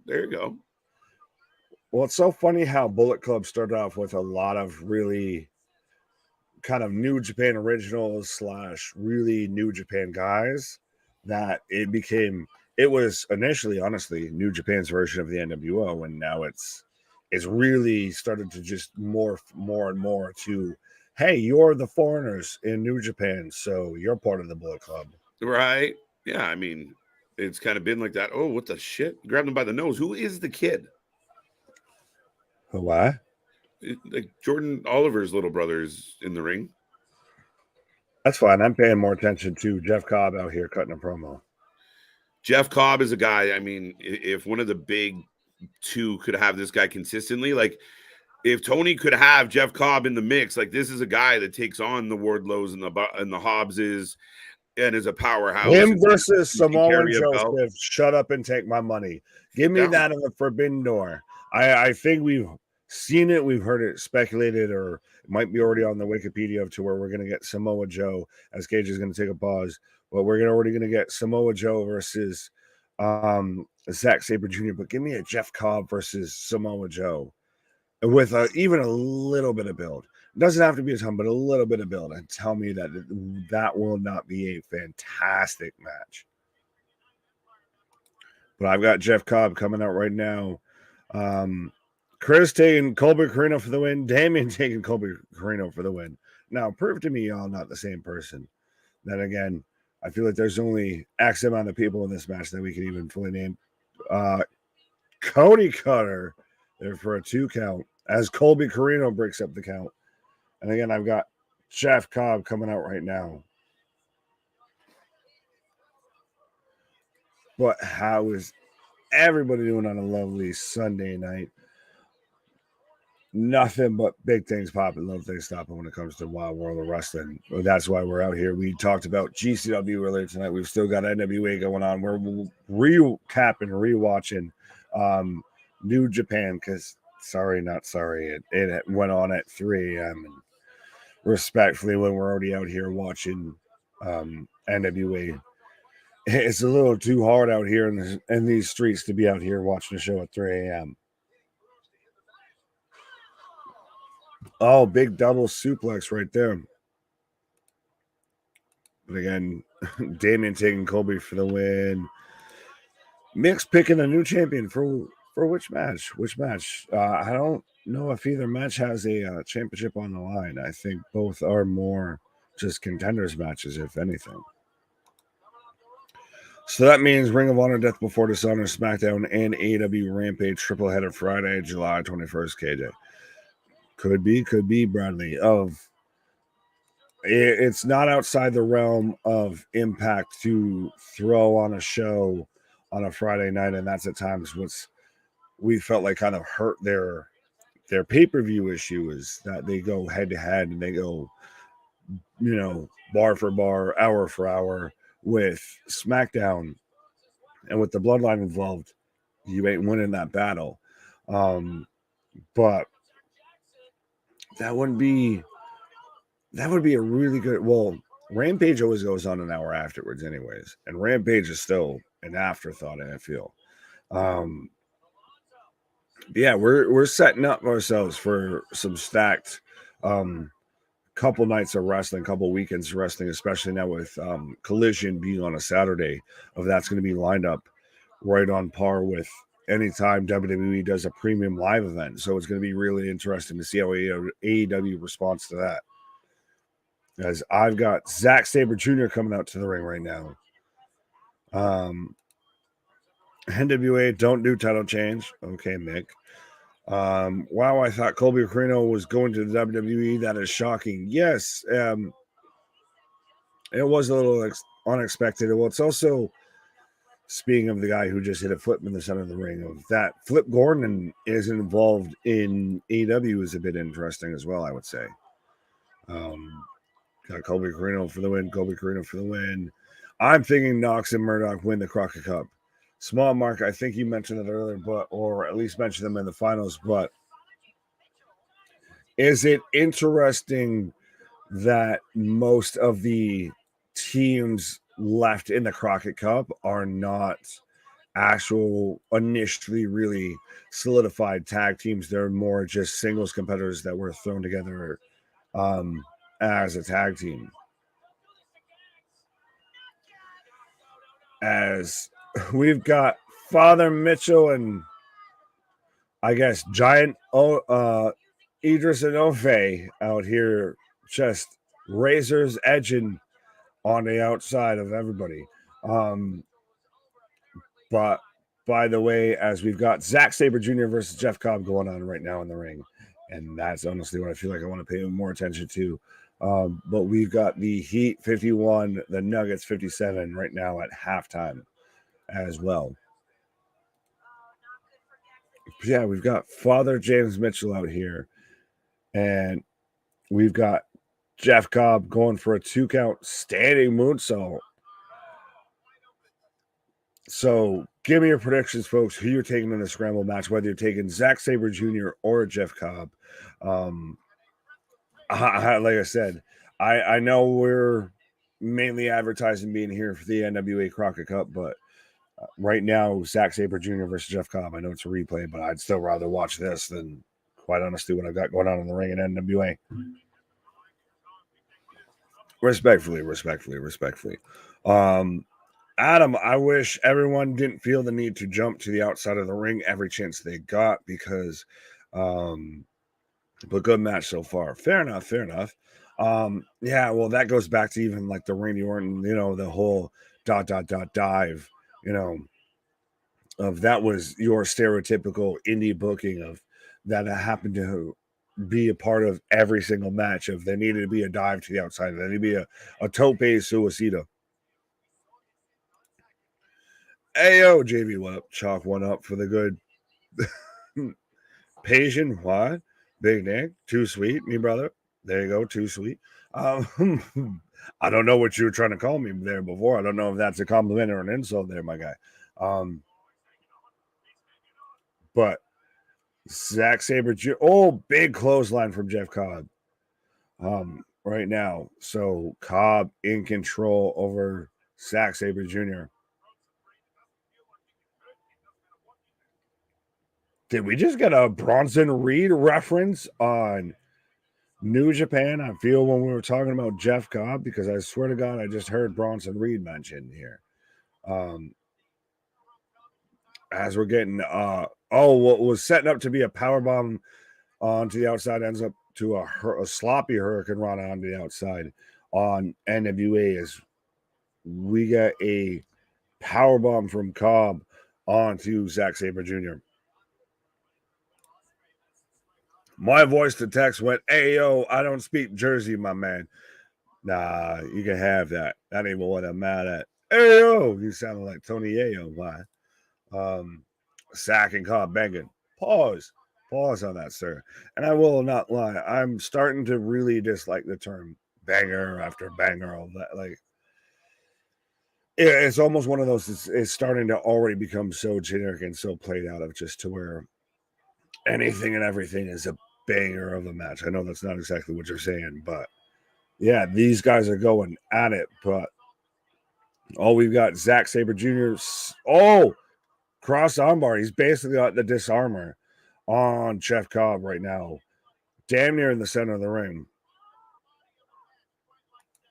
As we've got, Flip Gordon with a big elbow to Carino there. Yes, NWA could have used more established tag teams, but Knox and Murdoch have been teaming for a couple months ever since Knox turned on Matt Cardona. Fair enough, Small Mark. I think you might be one of the few people that's been following NWA regularly. Oh, you must be a Tyrus fan, because that's the only way, I guess, you get the exclusive, package to watch NWA, according to Billy Corgan. But Spanish fly from Flip Gordon onto Carino. Carino backslides into a 2 count. As Zack Sabre Jr. right now just lining up Jeff Cobb here. Zack Sabre for the win. Where I'm from, when I heard the term banger, it usually referred to two people banging it out in a street fight. Oh, fair enough. So you talking about, throw them hands, Oh, that was like a reverse Spanish fly there from Carino, and then sets up for a short arm clothesline. And now it's got Flip Gordon set up. Oh, big DDT. And rolls it over. 1, 2, 3 count. So Carino picks up the win, and he's going to be the new number 1 contender. As we've got, Cobb caught Zack Sabre, and he reverses it into a rear naked chokehold. And Cobb just backslashes on him. Yeah, so we've got Morton Jr. out here to face Carino. So we're getting battle of the second generations here for the NWA Junior Championship, I believe. Already got that one. I follow NWA on YouTube, but honestly, I fast forward through most of it. Well, trust me, to be honest, Small Mark, I feel like if we could, we would. That's why we got New Japan on also in the background. Why we were talking about GCW, and that very much outweighed anything going on with NWA. Trust me, I feel like once we come out of halftime, I may turn on, the NBA playoffs, and I still feel like those might as well outweigh any sort of attention drawn to NWA. That's why I went heel, Morton. Fair enough. Two count for a Sabre Jr. on Jeff Cobb. That's why I went. I already got that one. JV just repeating himself. We're the wise bearded man. What you trying to say with that, my guy? What you trying to say? You saying I don't got enough knowledge? Why?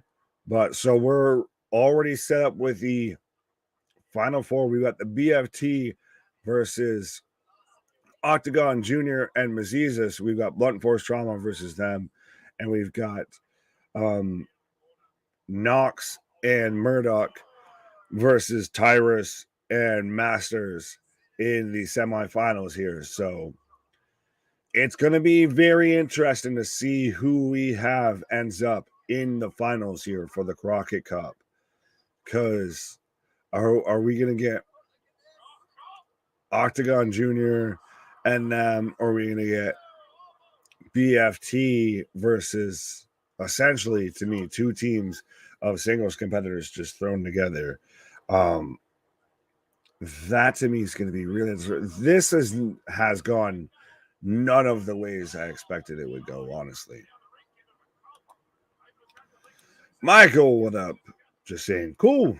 KJ NXT on Tuesday, tomorrow, Monday Night Raw. Yes, thank you for letting us know the days of the week there, Mick. So is WWE retiring Roman's other two belts now? No, I think he just kind of gets to keep them as a mantelpiece here. Oh, I thought we were going to tour the islands there from Jeff Cobb as Sabre Jr. backslides into a 3 count. Wow. That was really good the way he caught him because, like I said, Jeff Cobb caught him perfectly. Like he was setting up for a tour of the islands of literally just about to put him away and then instant backslide into a 1-2-3 count. Excuse me. So Zack Sabre Jr. picks up the W as we're getting blunt force trauma versus the not Lucha Party, but we're getting Octagon Jr. and Mestizos Jr. Taking on blunt force trauma in the semifinals of the Crockett Cup. So I guess maybe Sin Cara and all that. And Zack Sabre Jr. flexing right now in the center of the ring. Tyrus Masters win all, says Ronnie. Tyrus Chris Adonis win it all, says Damien. Damien, too many people agreeing with you. You're starting to make me think you got too many accounts, my guy. Joking. But I think Tyrus and Adonis turn on each other and set up future title match. That would be good. I wouldn't mind Adonis Masters with a bit of a title run here. If I think, honestly, that might be a little bit more of an easier sell when it comes to trying to get people into NWA than Tyrus. No offense. That was one of the best finishes I've seen in a while. Fair enough. Yeah, it was done really well. Of you thought it could have gone either way, and then literally to the definition of backslid into a win there. It's crazy how we just saw Zack Sabre Jr. on Rampage, and now he's on the Crockett Cup. Crazy. He's not on the Crockett Cup. He's right now on Dominion. That's what he is. He's right now in Osaka, Japan. Those skip masks are wild. Yeah, well, and again, still, and I still find it funny in that they haven't drawn attention to it, that me and KG even picked up right out of the gate of that was, it's just Rodney Mack in a gimp mask of, he's out here like Vin Rhames of like, are you okay? I'm pretty fucking far from okay. Why? Blunt force trauma for the win, says Christopher. Did we 2K yet? I don't know. Let us know. 100% of, if we haven't already, you need to be a friend. Tell a friend. Oh. Yeah, you need to absolutely be a friend. Tell a friend, like, share, and subscribe. We're at 1.94K subscribers. So still try and help us reach 2K subscribers. Still just barely learning to walk when it comes to this wrestling, to the business, when it comes to this YouTube business. But still, big things popping, little things stopping, up to something season never sleeps. So absolutely help us reach 2K. I still want to see if maybe we can reach 2K by the end of the evening. But we'll see.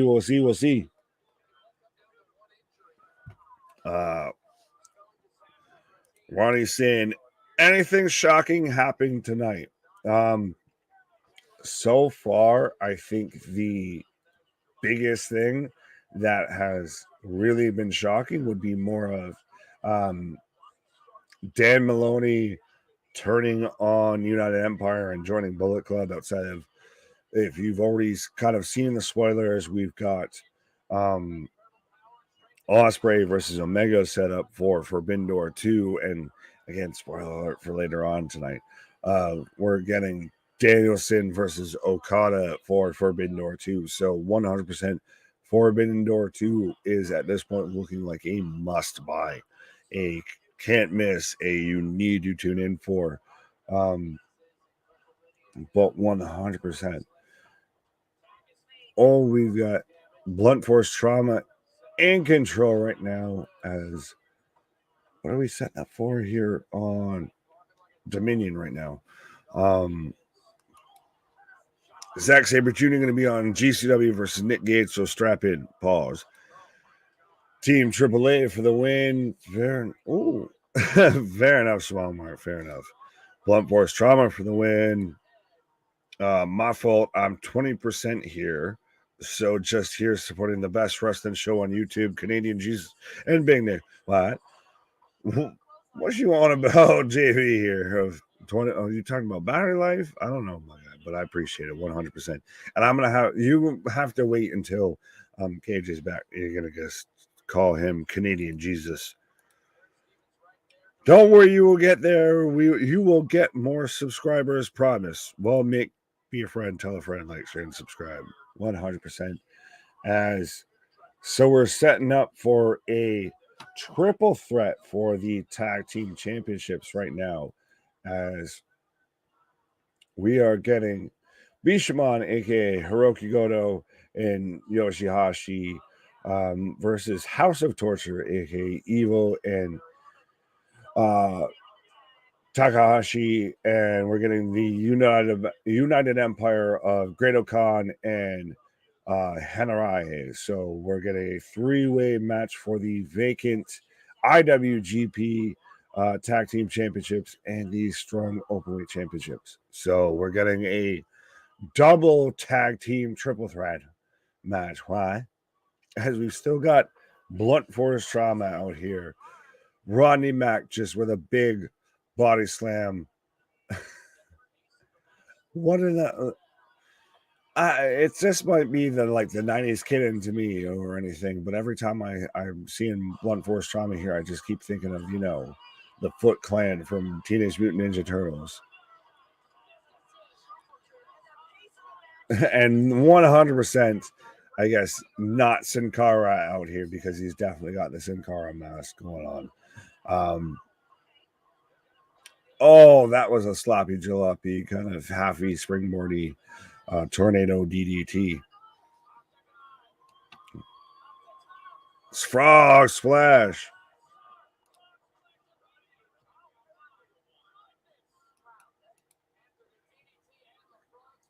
Frog splash right now. So we've got Aaron Stevens right now outside playing cheerleader, trying to rally the troops when it comes to Blunt Force Trauma.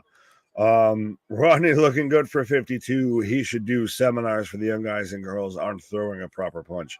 Rodney Max 100% should be a learning tree that a fair amount of people, I think, need to sit under. That's very much underrated for what he did in the ring. And especially if you're in a promotion like NWA, was that a shooting star flying headbutt? Because if that was supposed to be a shooting star press, he missed all of that.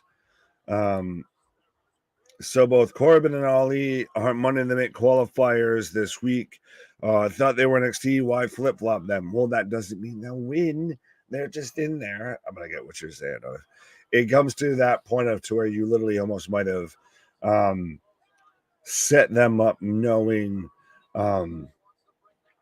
that they're already going to lose. And that's never a good spot to have somebody in, to where you get a preconceived notion on the outcome. Speaking of preconceived notions, wow. Yeah. Welcome. Hi. No, I agree with you. I mean, that was my complaint about The Miz being in the qualifier, and BFT is moving on to the finals. Interesting. Confirmed here, Billy Corgan has a kink for GIMP masks here. I don't know. Why? God damn it. But I'm looking forward to this triple threat tag match, to be 100% honest with you. Oh, 100%. Well, the only wrestler in New Japan that MJF even actually acknowledged was Rotterdam of Great Khan right now walking out.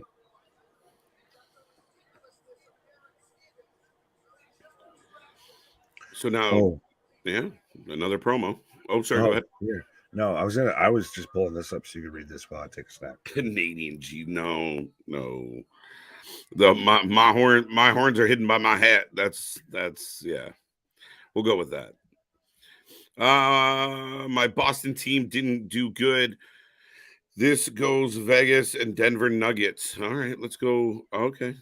Yeah, you were close, Ronnie. I mean, Bruins, well, the Bruins weren't close, but Celtics were right there. Bobby, never be sorry for being late. We're here pretty much all the time, so you just show up whenever, and if not, just go through the archive. Every time I think of blunt force trauma. Hi. I don't know. Every time I hear the word blunt force trauma, I got to remind myself that you're not watching Law and Order SVU. Tone, let's all go to court now. Tone, go to let's all make Wrasslin some now. law now. Yeah, some law. Boom. Hey, you lawyer, cause you don't know me and KJ are watching you while we're high. Well, we're high. Hi, KJ. Hi, Ronnie. Hi. As I'm getting free throws right now. So we're almost about to have a tie ball game between Miami and Denver. Sorry. Oh, shit. I honestly think Roman will face Jimmy at Money in the Bank and Solo will spike Reigns. Give it time, Ghostly. We'll figure out. I'm not quite sure. I almost felt like perhaps a tag match at Money in the Bank leading to a title match at SummerSlam. But can Roman lose 2 tag matches in 2 pay-per-views? Well, to me, it's one of those with that of, not gonna lie, you had me in the first half of, I feel like we're gonna get Jimmy versus Roman at Money in the Bank. Maybe we get Jay as a special guest referee. Oh, interesting. And then we get the subsequent fallout from that at SummerSlam. Yeah, fair enough. I think one way or the other, it could technically build towards SummerSlam. I think if we go SummerSlam, we go Jimmy versus Jay at SummerSlam. Fair enough. Not Jimmy versus Jay. My bad. My Jimmy versus Roman. Well, we're getting Midnight Riders, Tyrus and Adonis versus Knox and Murdoch. The other semifinal, folks. So we're down. The winner of this will go on to the finals, and they're being, they're going to be met by BFT when they get there. We'll see what happens. We will take your predictions on this match right now as we continue on. I believe that Camille might be the next match, but Knox and Murdoch coming to the ring. This triple threat match on New Japan has been unbelievable. Oh, absolutely. I am sneaking an eye on the NBA playoffs, but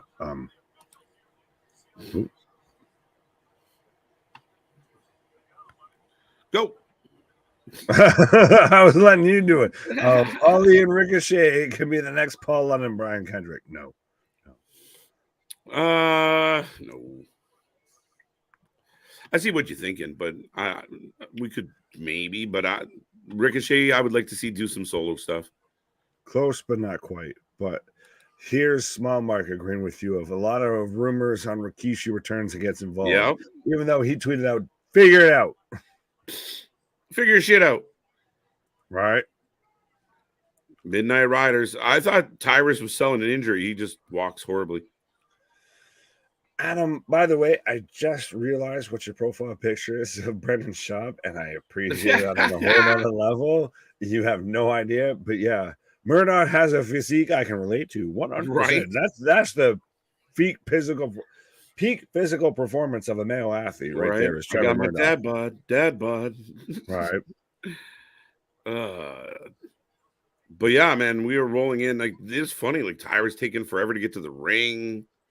That's because he's gassed already. Yeah.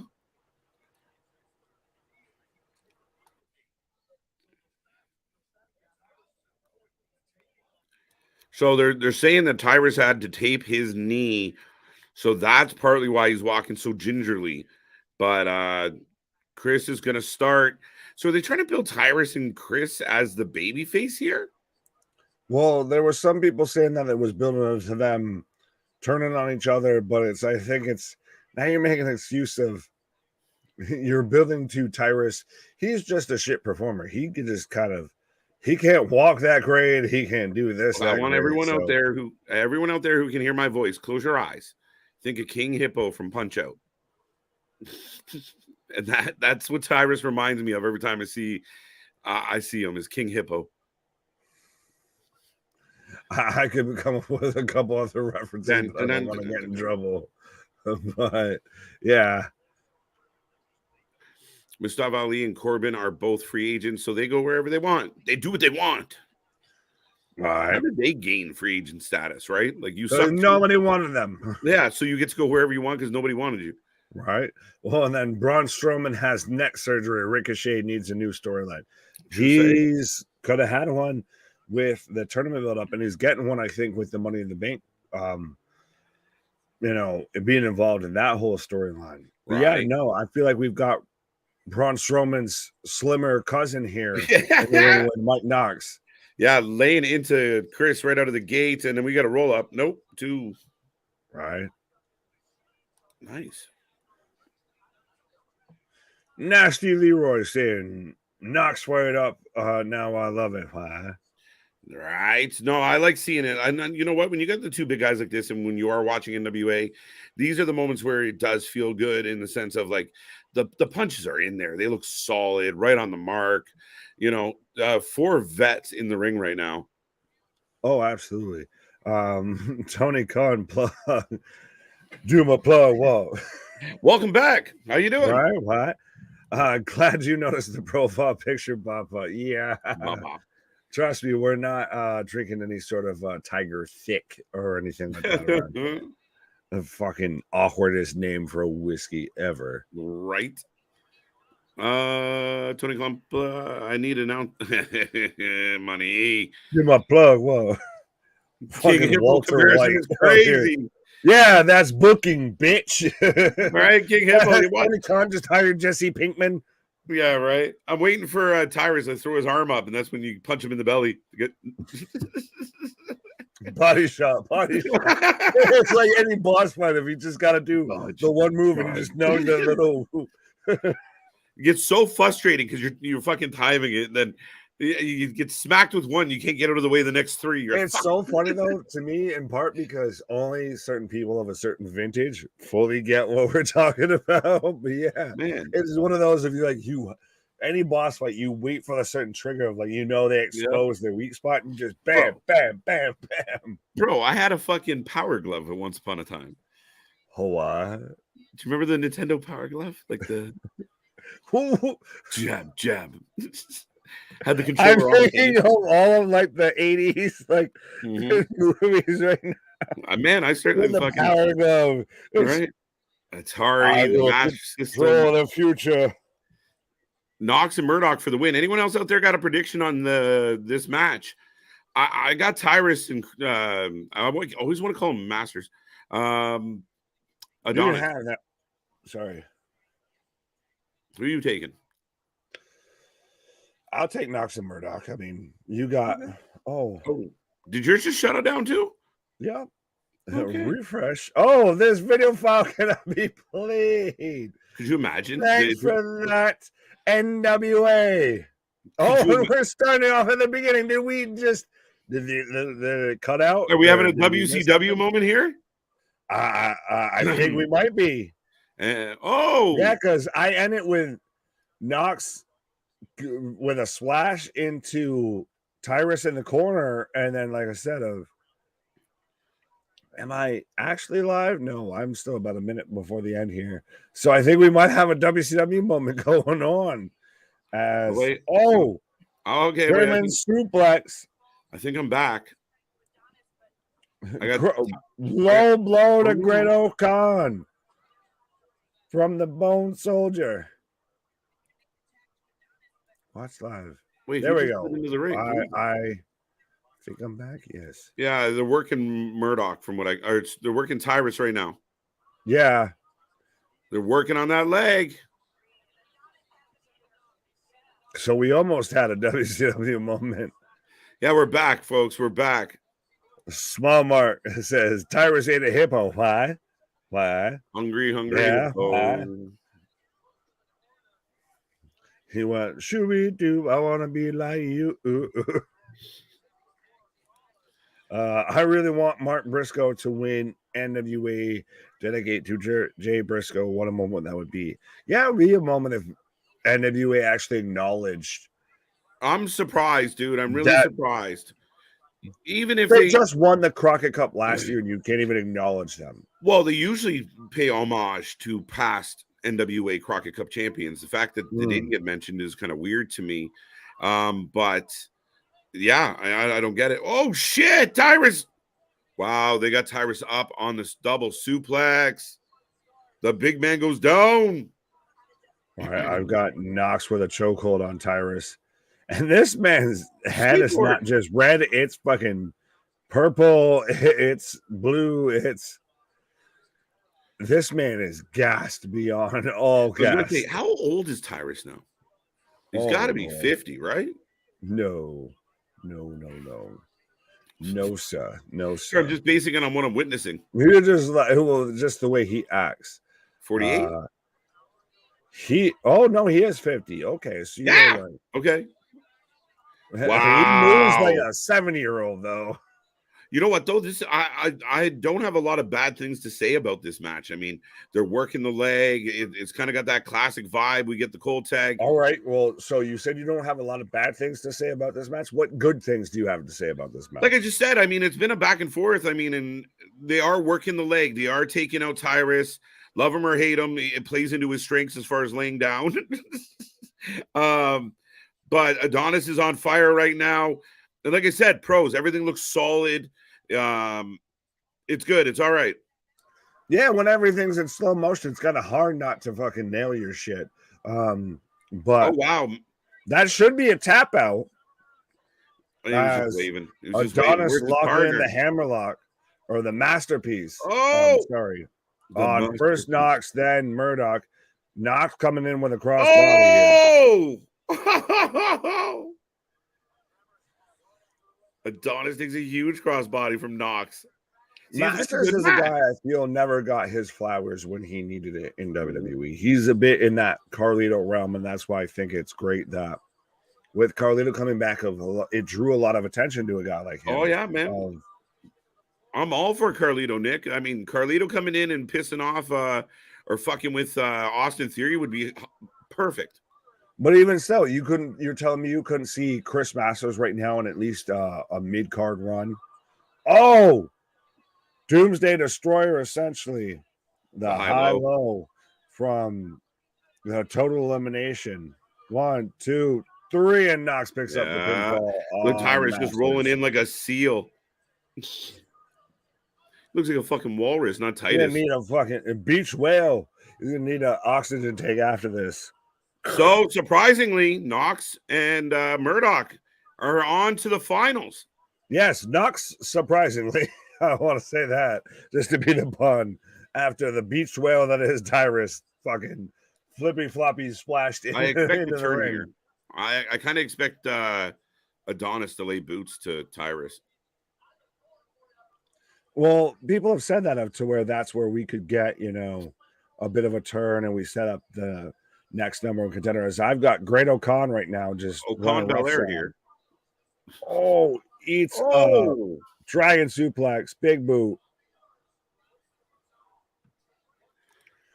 My totally legit NWA stream just went out. Okay, yeah. If your totally legit one went out and ours went out, then yeah. Much as I don't like him, he's a rat bastard. I've been saying they should have put the title back on Matt Cardona, then have Rolando Perez retain the NWA title the sneaky way. What? Well, I mean, I like the idea of Cardona getting that belt back just because of the notoriety and how he conducts himself. He's been outstanding, man. Like, he's one of my favorites, not in one of the major two companies for a long time. He's really found himself on the independents. But yeah, I mean, now with Tyrus, it's just, again, it doesn't, I don't give a shit about his politics. It's literally, I want to see something better in the ring. Oh, absolutely, absolutely. NWA Crockett Cup equals WWE circa 2004. Does it though? Little bit. Oh, I guess because some of the personalities involved. Well, and even then, yeah, 100%. Like I said, little bit. Wait, it's possible to have a good match that looks brutal, but everything is safe and there's no obvious cooperation or jumping off shit for no reason. Yes, oh my God. So do you speak of the good times, sir? I feel like you speak of the good times. I will say this: that last match was maybe my favorite match of the tournament so far. What? What? Why? Because like exactly what Adam, that's your favorite match. There hasn't been a lot to really cheer about in this bracket. Yeah, I just think Rebellion from last night was fun. But like Adam just said, to me, it was a very classic match. Like, again, ignore Tyrus for being what he is.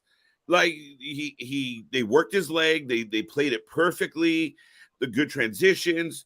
You had the hot tag, he gets shut down, huge crossbody into the high-low, easy peasy. It was a clean-cut classic match. I'll give you credit of what else have we really paid attention to, what else have we really cared about so far tonight. I'll give you credit with that. As Bishamon, Hiroki Goto, and Yoshihashi win the three-way for the IWGP Tag Team Championships and the Strong Openweight Tag Team Championships, as we're at 70-73 Miami versus Denver in the third quarter. Yeah, I guess we're getting our buffer match here because Scion comes out without his manager, is taking on Masked Man. Wow. Do I need to say it or can I just do it? Do it. Yeah, do it. Do it. Get to the pause. Folks, Big Nick is going to take a pause for the cause. I will take a moment to remind everybody we are back tomorrow. We got WWE Raw on tap, and then we're here all week long for all your favorite wrestling shows. We got more content coming your way. Check out all our links below. Catch us on social. Go check out our brand new TikTok, which is rolling and growing already. Be a part of our Discord. Go get yourself a t-shirt. Be a friend. Support the channel. And if you can do anything to help us grow, just be here. Interact. Have fun with us. We are the Wrestling Utopia. We are the channel that just covers more wrestling than anyone else. And we try and do it as unbiased as possible. Uncensored, unscripted, unbiased, like I just said. As we watch some NWA, and we got New Japan from Dominion last night, or this morning technically, rolling on.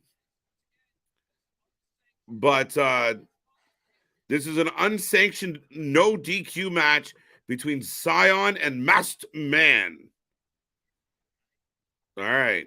And we're going to have two masked men in the final of the Crockett Cup, as we will see BFT with Aaron Stevens taking on Knox and Murdoch. I have to go Knox and Murdoch on this one, but it looks like Aaron Stevens has BFT as a very over-heel team in this tournament. We'll see what happens. That shall be coming up momentarily. And right now, oh shit, the Bullet Club's back. Alex Coughlin.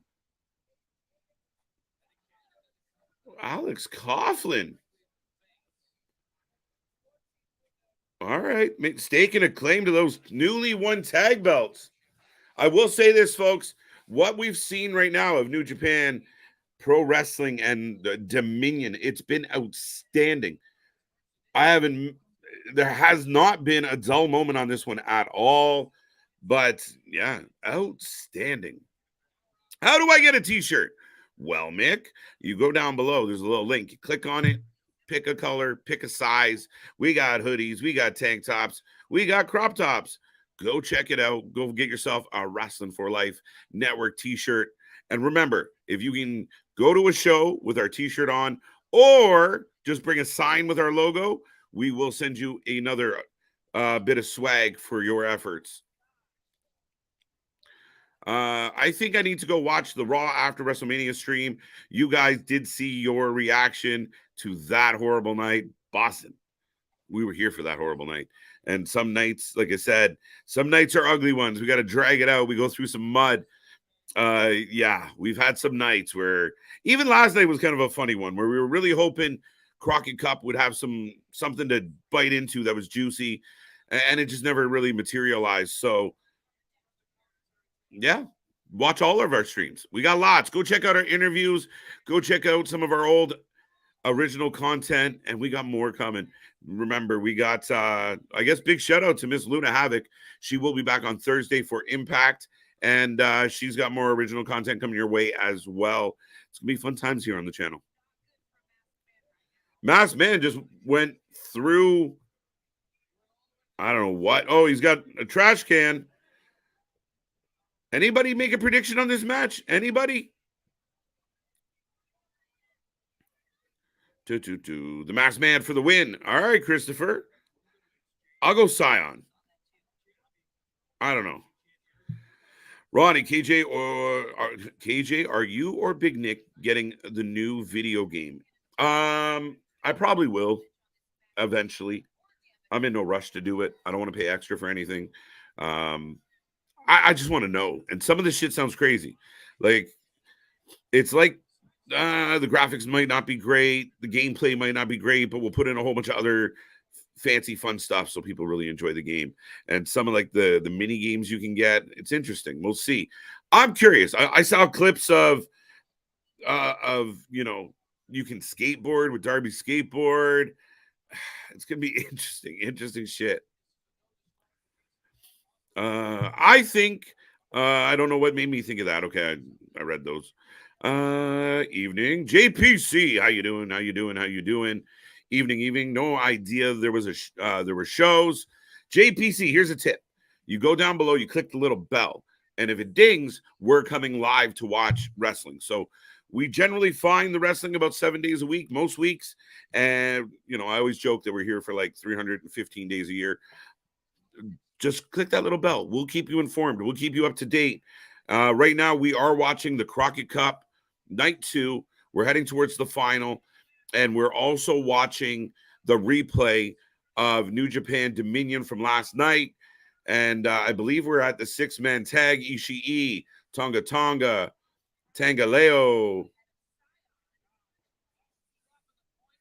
Hokaleo. No. Oh, we're getting the G1 Climax 33 entries. Okay. I saw Ishii and thought we were getting the tag match. Oh, Goto's in it. The Headhunter. Yoshihashi. All right. G1 Climax 33 looking fucking nice. Yano. All right. Where are we going from here? Wait, did you say unsanctioned no DQ match? Isn't unsanctioned no rules already? Yeah, not very often you do an unsanctioned all the rules match. The point of being unsanctioned. So I didn't write the script. I'm just repeating what they said, Rocco. The Mad King, Eddie Kingston. Nick somewhere right now having a climax. El Phantasmo. Sorry, right now I'm announcing the G1 Climax 33 entry fighters, and I still have Scion in the ring with Masked Man in control of this no DQ unsanctioned match. There you go. Wow, good for Coughlin. Guy is really talented. He super is. He reminds me kind of like Tyler Bate in that very athletic, not the biggest of guys, but jacked and really can throw other wrestlers around. Wow, Jeff Cobb. Great O'Con. In order to get a shirt, you have to watch every video. And each video, there is a special QR code with a letter to collect the letters in the email. KJ, listen, I love that idea. And maybe that's an Easter egg we can start doing, JV. And I appreciate what you're trying to do. But remember, he's completely right. His false advertising is not mine. So go check out all the videos, find the code that isn't there. But I love that. I might have to hijack that, bro. KJ, are you or Big Nick getting? I got that one. Nick will probably get it too, I imagine. I don't want to speak on his behalf. Mikey Nichols, the masked man for the win, got that one. I decided against putting the Crockett Cup on tonight. I'm just watching New Japan Pro Wrestling. Fair enough. Are you enjoying it, Boston? And if you did, I asked this already, folks, but if you're just tuning in now, I'm curious. If you've already seen Dominion, how did you feel about it? Wow. Stacked card, Okada, Tanahashi, Ishii, Zack Sabre Jr. One of the most stacked. Climax 33 is going to be fun. Good points. You get points there, Boston. That's a good one. I can't wait for the play story mode on the new AEW game. Interesting. Again, it's almost a curiosity. The Fight Forever game has been such a story. You know, the rumors of how much it cost and the delays and how long it took. Again, it's kind of the video game to me kind of sums up AEW. Oh, he's turning on his. Wow, he's getting beat up by his dad.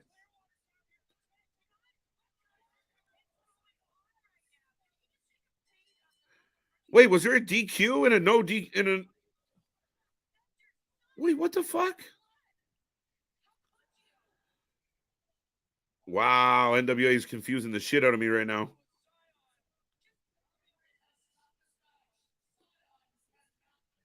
The referee has stopped the match. Zion cannot continue as his father has turned on him.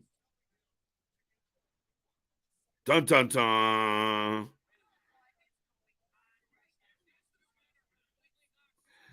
Boston enjoying New Japan. It's been solid.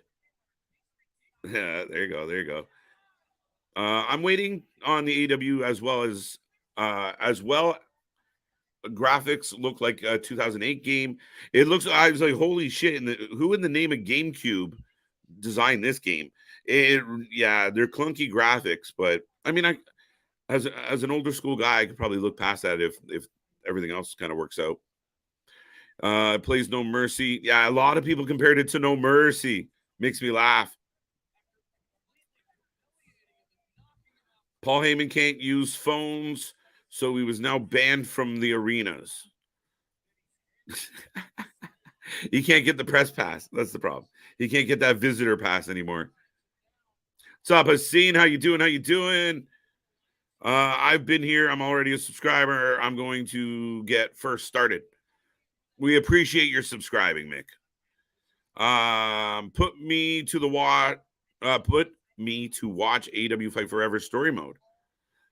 I'm with you. All right, so that match has come to an end. Billy Corgan must love getting tied up. Probably took these masks from his dungeon. Don't, dude. Listen, there's a lot of masked wrestlers. I would argue too many right now in this company. They're, BFT. Do they really have to have the mask on? Does Rodney Mack need a mask? We know who he is. Maybe there's an angle there somewhere. I have no idea. But yeah, I mean, Zion, the masked man, just let's be lazy about it. It's actually $59.99, same price as the WWE games. Okay. Still too expensive. Bullshit. In the US. Yeah, so it's like $75 for me. Do y'all want wrestling gameplay on the channel? Pause. I sadly am. I missed the Crockett Cup, missing the Crockett Cup. Marcus, you're technically, depending on how you look at it, maybe just in time. We're heading towards the main event. We have BFT. They're going to go up against Knox and Murdoch. We're taking a little bit of a side tangent right now as we give the gentleman time to rest and get ready for the main event. That also being said, Marcus, we are watching Dominion. New Japan went live at 3 a.m. Eastern time. So technically the show from this morning Nick and I had not seen it, so we thought we'd watch it with y'all. Kenny Omega is a nerd. All right. The graphics of that game, I guarantee, was his idea. So are you trying to suggest, Boston, that the graphics were intentionally made that way? Like he's kind of like, this is cool, right? Like, is that what we're suggesting? I just thought it was a lack of know-how and a lack of direction that led to poor graphic design. Maybe that's me just being a negative Nancy. I'm curious. Do you think it was somewhat intentional? I didn't have the $45 to pay for it on Fight. Marcus, I get it. I get it, man. We with all the shows we jump into and all the subscriptions we have, but that's why we're here. We got your back. We will keep you updated on all the wrestling, and we'll keep you up to date on quite a few other topics, either on purpose or by accident. There you go, Marcus. We got you. Exactly, Nick. We got him. We're good. I think you'd miss the $45 more than you'd. Yeah. We are happy to save you guys some money by just telling you what's happening. But look, the Bullet Club's here again. Completely evolved and changed. Finley. All right, listen. This is a big night for the Bullet Club. Seeing new faces. Right on, right on. Okay. Oh, yeah, we're getting a Natalie Markova match. Nick, get back here. I want to take a break. Can both hosts leave the show? Like, would that be wrong? Can I just go take a pause? We all go take a break together and come back? No, I won't do that. But thank God for New Japan. Speak of the devil and he shall appear. Thank God for... Wait, no, I can't spin that into a good intro. Well, I was going to say, not for nothing, but the Bullet Club's starting to look very Caucasian-y lately. Well, that's always been kind of the gimmicky. No, it has not. Well, I mean, they always went with, like you said, they brought in the American talent. They kind of became the outsiders. They switched that way. They went another way. Very Caucasian. But I will say this crew looks pretty fucking impressive. Right? You got names like Finley. Well, you got Gato looking like a fucking 19th century fucking newsboy out here, you know. Fresh papers for sale. Papers for sale. But look, you got Coughlin in there now. Connors, who's a badass. And I'm sure this match is going to be fire. As we're already throwing hands out of the way, and we've got Camille out here versus her latest victim.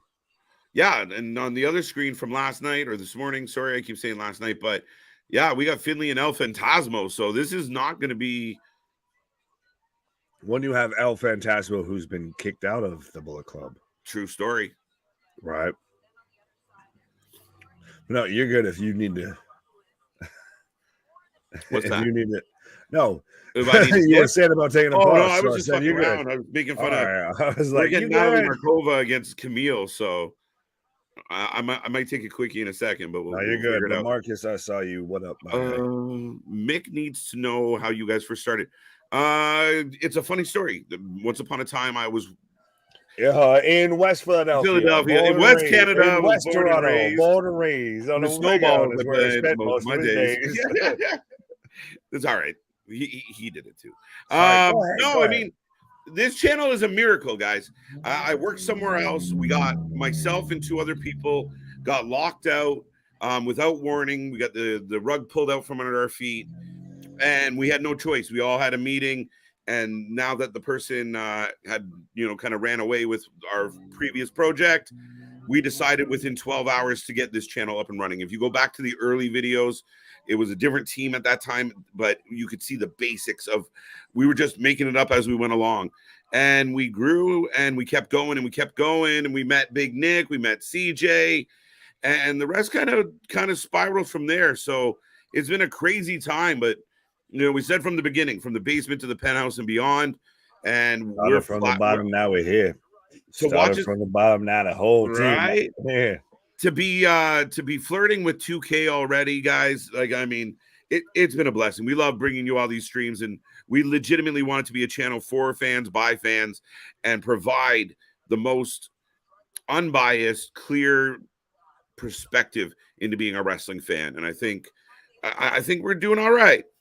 Well, I was gonna say, well, you've got your story on the whole channel started, and I just kind of hopped along. I was go along to get along here. If I harass this man to the point of I was in the comments like everybody else is right now, to where just apparently so much of the people liked me that I ended up on the channel and everything, and now it's tag team back again.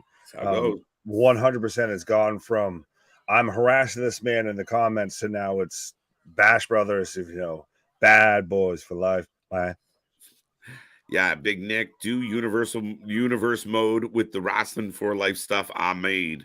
How about this, boss? And we talk about this again. We talk about the treeouts and everything. If we can get somebody that comes to the treeouts and they want to do some more original content and everything, and they can make it work and all of that. And you got some, do something like that and everything. Because we already, occupado with hosting all the streams and doing everything that we do.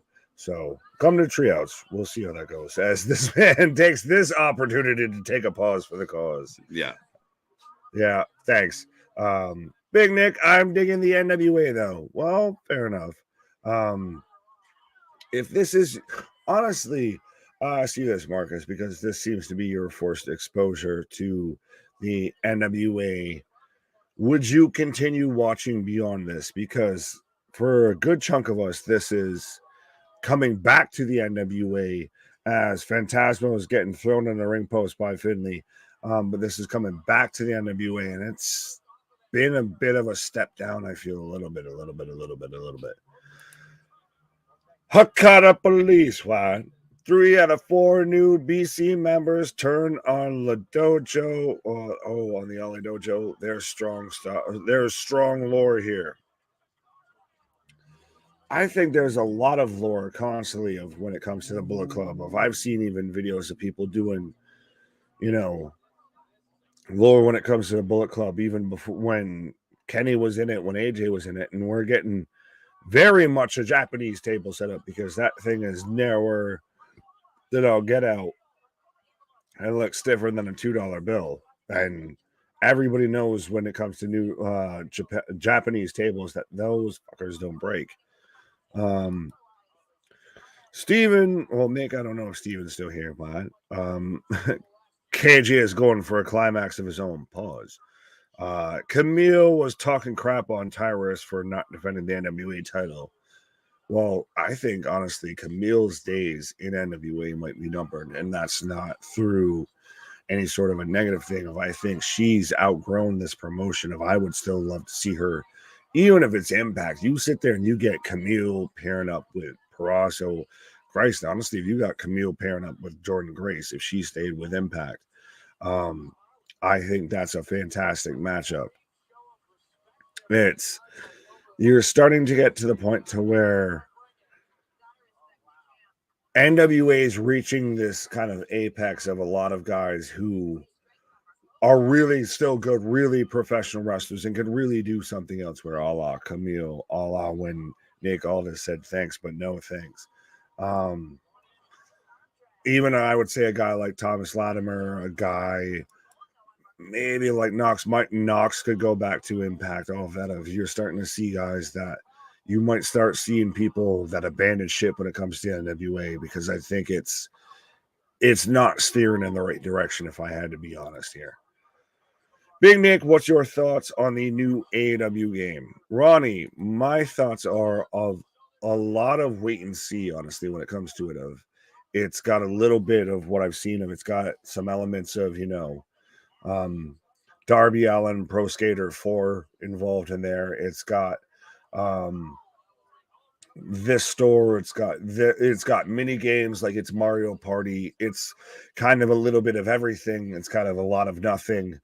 I really want to see, and I know people have already had the little pre-releases and they played this and that, but I feel like obviously they're not going to do a super honest review of it if they're getting it early in advance because of AEW. What I want to see with that is how it does past, the first week or so, like the first month of release and everything, and see how it goes. There's talks about DLC and all that, and that was sloppy as fuck.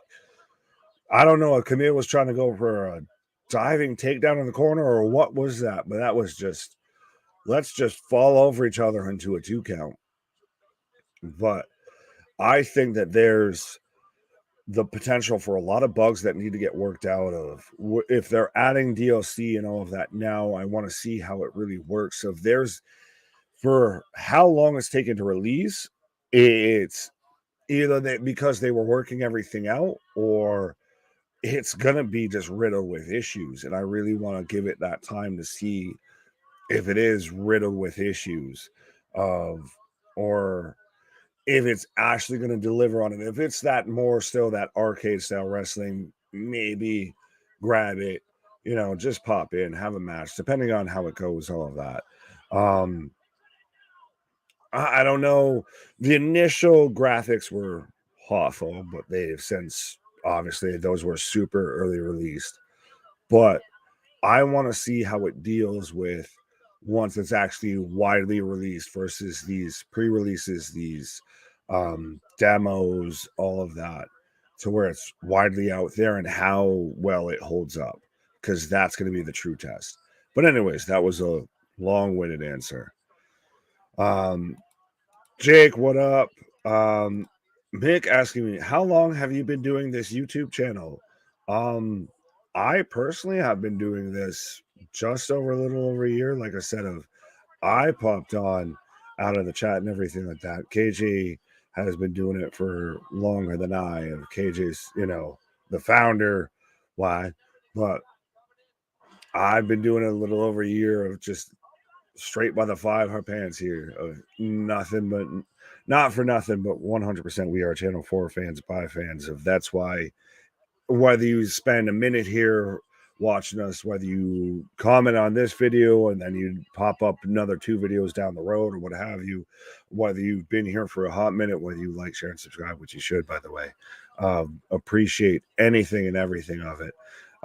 This has been just a constant going as we're going journey here. But yeah, I've been doing this for a hot minute. I want Camille in WWE, says Ronnie. That's not a bad shout. Jake, what up? 100%. By the way, go and shout out our Discord with Jake, with Boston, with a couple other people, see money, all of that. So absolutely go and hit up the Discord, go and hit up the Twitter, the Instagram, the merch, all of that. We got the Discord, we got everything that you need when you're pro wrestling life. We got all the options, so you can still be talking all that wrestling even when we're not live. But one of the trophies will be win a match with Orange Cassidy while his hands are in his pockets the entire time. Right. That's hilarious. And that's an achievement. Mm-hmm. I could see that. Right. And I do want to quickly add to what you were just saying. Friday marked 15 months as a channel. Wow. So we're 1 year and 3 months old. Well, I as of Friday. On a side note, I feel like that might be like almost my 1 year anniversary or anything like that, because I know I started on a Friday. Yeah, no. That was me, the channel. You weren't. Yeah. No, I know. I get that. You're not yet. It was just personal. Yeah. No, you weren't there yet. But yeah, March 2nd. I'm saying of mine might have been a little less than that. 12 is less than 15. Yeah. You're got to be around a year. Right. I didn't figure that out. But yeah, no, we started March 2nd last year, and it's been a trip of a ride since. Come on and ride on a fantastic slide, slide. We love being in here competing with guys and girls that have been doing it for years, and we're just the new kid on the block. Making waves. All right. Kenny Omega being in charge of the game scares me a little, not gonna lie. That's just me. It seems like a lot going on in a wrestling game. Yeah, I feel like part of like the side games and the and the little fucking, side things that you can do is to distract you from the actual game. But see, to me, I get it, and I almost don't hate it, because that's the thing at this point with a lot of games is you got to create that replay value. You've got to create other reasons to make you come back. I can do Undertaker versus Stone Cold or whatever how many times in 2K23, but if there isn't other shit for me to come back for outside of simulating some matches or whatever, then why the I don't know if the video game's good, especially with a sports game. You could play that over and over and over, in my humble opinion. To me, if the gameplay is where it should be, you don't need to go play MJF smash into a tree.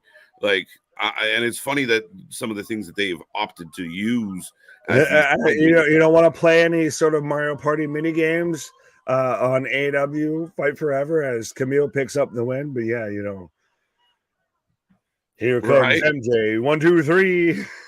I mean, it's funny as hell. You run the car into a tree, and then you gotta get out of the car and put the girlfriend in the driver's seat. Maxwell Friedman, he's about to run into a chestnut tree from the town of Long Island.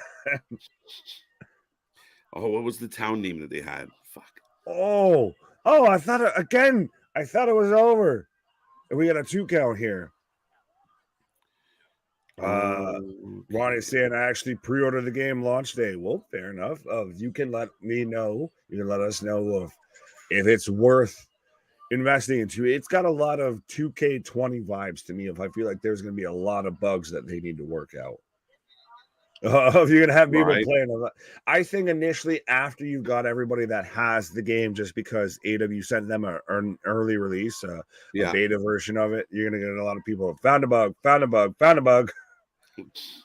It will be really curious to see, and I thought you touched on something very interesting. Is will the ravenous AEW fans be honest about the game if they don't like it? No.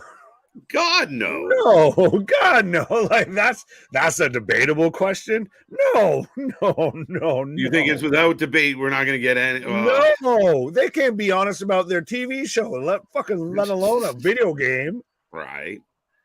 You're not wrong. I mean, they couldn't be honest with a commercial. Let alone a video game.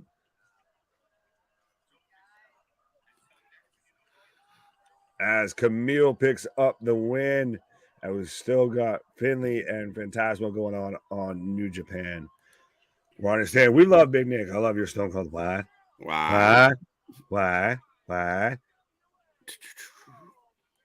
There you are. I like how he plays a lot of games, but has he ever made one or managed a team marketing one before? I hope it's all good. I hope it's good. All that said, I just think Punk saying he couldn't manage a target. Well, Punk might have certain feelings towards Kenny one way or the other. If the apron fits.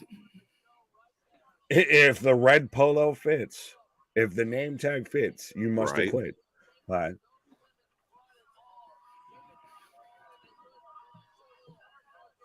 If it was a Street Fighter game type of, could you imagine a wrestling game done more like a Street Fighter or like a Marvel versus Capcom? Yeah, I mean that would be. That would be better. I feel that would be more up AW's avenue.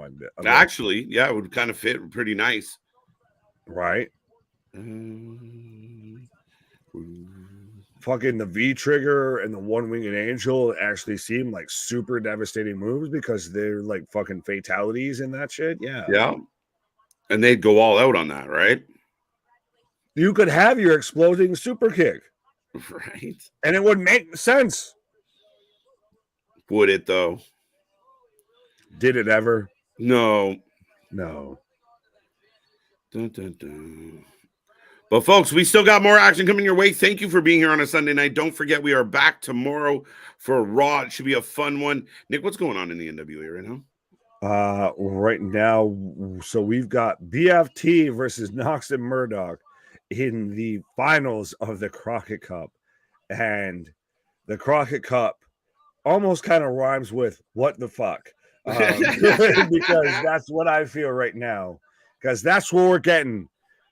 Is this the main event? I feel. The main event. I don't know if this is full. Yeah, this has got to be the main event, I feel. So we might be here watching the replay of Dominion if we want here. But we've got the finals of the Crockett Cup of Blunt Force Trauma versus Mike Knox and Trevor Murdoch. That would be the main event. What the fuck? Unexpected, but that's what we mean. Like the finals kind of not even just unexpected. Unexpected is Billy Corgan coming out here right now. And why does he still come out here with a zero hoodie? Like this man's still straight out of the early 2000s. Right. Who's still playing Tony Hawk? Who's still listening to the Smashing Pumpkins waiting for their newest fucking album here with the way Billy Corgan's coming out? Oh, Billy. Oh, Billy. And his constituent over here doesn't have a neck. Dude, he looks like the fucking penguin. Dude, I almost should like clip this and put it up. Why? 1 second. No, you're good. I was on a mission. I was on a mission. It's all good. I've got Billy Corgan Pro Skater out here right now. Literally just waddling around with, I don't even know who this is. And I feel like I sound terrible, as we've still got David Finley versus Phantasma. So Aaron Stevens coming out here, and he's taking the magic suit off.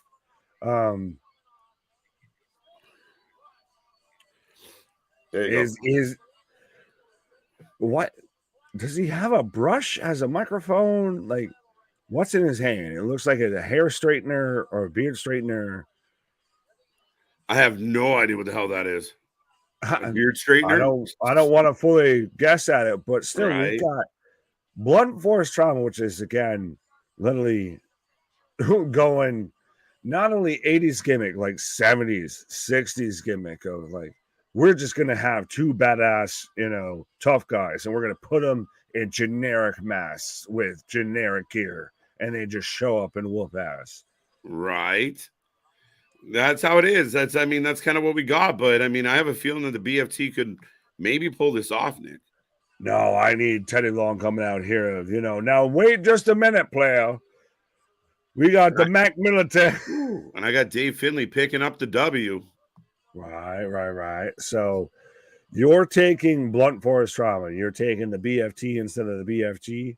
I'll take I'll take the Menagerie. I'll take Knox, and I'll take Murdoch. Wait. No.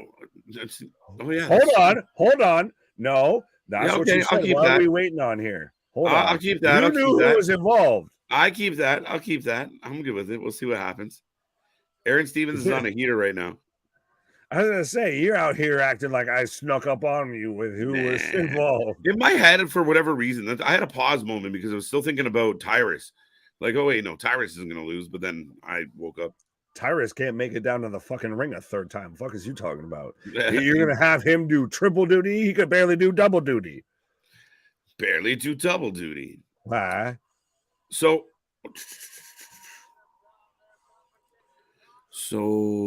I do believe we have. I believe the menagerie, essentially, of Knox and Murdoch coming out right now. And remember when Knox was part of the menagerie? I think it was a WWE faction to where they were trying to make them all like the circus clowns and everything. That's a little bit when we got. Yeah, I think that Kazarni maybe might have been involved with that. But yeah, no, that was Impact. Sorry. I was right there with you. No, you might be right, actually. Fair enough. Well, I mentioned two companies. I'm right across the board. Right. Okay, there you are. Bullet Club right now standing tall in New Japan. So I think your first stream was a Wednesday. Based on what I'm seeing here. No, I got you on May 20th. I was on a Friday. I popped in on the back end of it was me, you, and Chris on a Friday. Me, you, and Chris on a Friday. And it was a mystery thing to where I remember specifically there was a question mark on a person in the thumbnail. It was guessing who was going to show up because, like I said, it was the last hour, me, you, and Chris. Boom, boom, boom. Dun, dun. Let's all go to folks. Let's see if you can find out what my first stream was before KJ can. And if you do, you win a free t-shirt. That's funny as shit. But we do have Knox and Murdoch versus Good Googly Woogly. I already forgot who they're facing. I feel like that's a later one, though. But so we've got Blunt Force Trauma versus Knox and Murdoch. So if you haven't done so already, give us your let's see what that brings. Right. Necklace, why? That's a lot of work. Well, you got time. Why? Knox Murdoch for the win. Yes. Nixon, I feel bad for women's roster for the NWA women's. What is a burial? Will never be an NWA women's champion. Do still never, ever NWA women's champion. She let her keep the end of the title. Hilarious. It's like a magic eye puzzle, just in text form. Of like if you look close enough, there's something that makes sense there. Right. I don't know what it is. If someone else can figure it out, please let us know. But see, I got you on a Friday, May 20th with me, you, and like you said. But then the Wednesday before it, there you are with me and CJ. Seriously? I think so. Well, that's definitely you. It's like when you had no green screen, you're just sitting in your t-shirt, no hat. No, I still remember, like I said, if I remember, it was me, you, and Chris on the back end. Anyways, but so I've got Mike Knox and Rodney Mac tags out as we're getting a build up to Set Wado right now that we're getting a build up to on New Japan. Boom, boom, boom. It make me sit here and do some research while I'm live here. No, like I said, those are the only two I can find, like the first two, and I'm pretty sure, like based on your attire and the whole presentation, you were on that Friday. the gimmick. When I showed up in gimmick list, when I showed up in full gimmick. It's to see you now, my friend.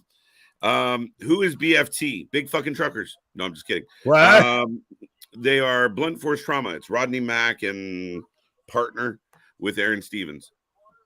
Right.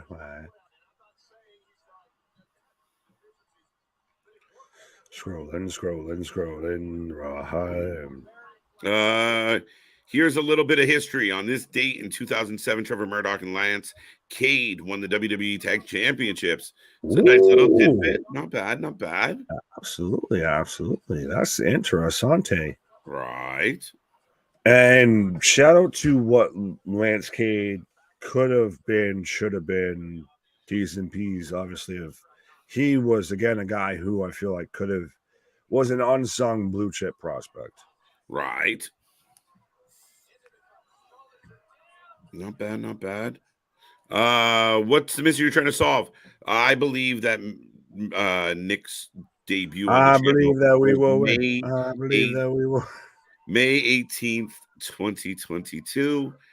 And no, it can't be May 19th. I didn't show up on May 19th. May 18th. And you think it was a precursor for May 19th? May 19th. It was what a time to celebrate. Does Camille retain the title? She did retain her title. There's not much of a women's division in NWA. I don't know who's next for her. She's had the belt for like 470 days. We'll see. Right. Did Kratos and the Viking lose? Yes, they're gone. Gonzo out. I like it when Trevor did friends in low places on Raw. Right. Well, I got friends in low places. Well, he's named May 28th. No, he was on before that. He was before that, Caleb. No. Why? I found him on May 20th. So May 28th can't be his first time. Yeah, well, okay. So wait, hold on. Where's the date here? Give now Nick we're going through the fucking annals of the histories here. Listen, man. Oh, BFT in control. Murdoch giving him shit, but May 18th is what I got. Yeah, I got May 18th as your debut. No, because that's where it was. I knew it was. It is. Where's the fucking May 13th? It was the Friday right before that. The Friday before May 13th. Okay. That's fine. It was May 13th, and that's when I came. Friday the 13th? When I had my tree you out. debuted on Friday the 13th. A fucking good chunk of the stream of figuring out when the fuck I started. You I'm just on over Friday a year, the 13th. I guess. I popped my year virginity. Pause. Well, and then he went that direction. Do we have anything else what confirmed did you for want Raw me to tomorrow? Say? Yeah, right. From the Seth and Priest match. Has anything else been announced? I think there's a women's match tomorrow. I haven't seen anything, but I will check with you as I think I got the end of the Heat Nuggets game. All right. And what do we got going on here? Oh, Brick City. Later. Wait, what?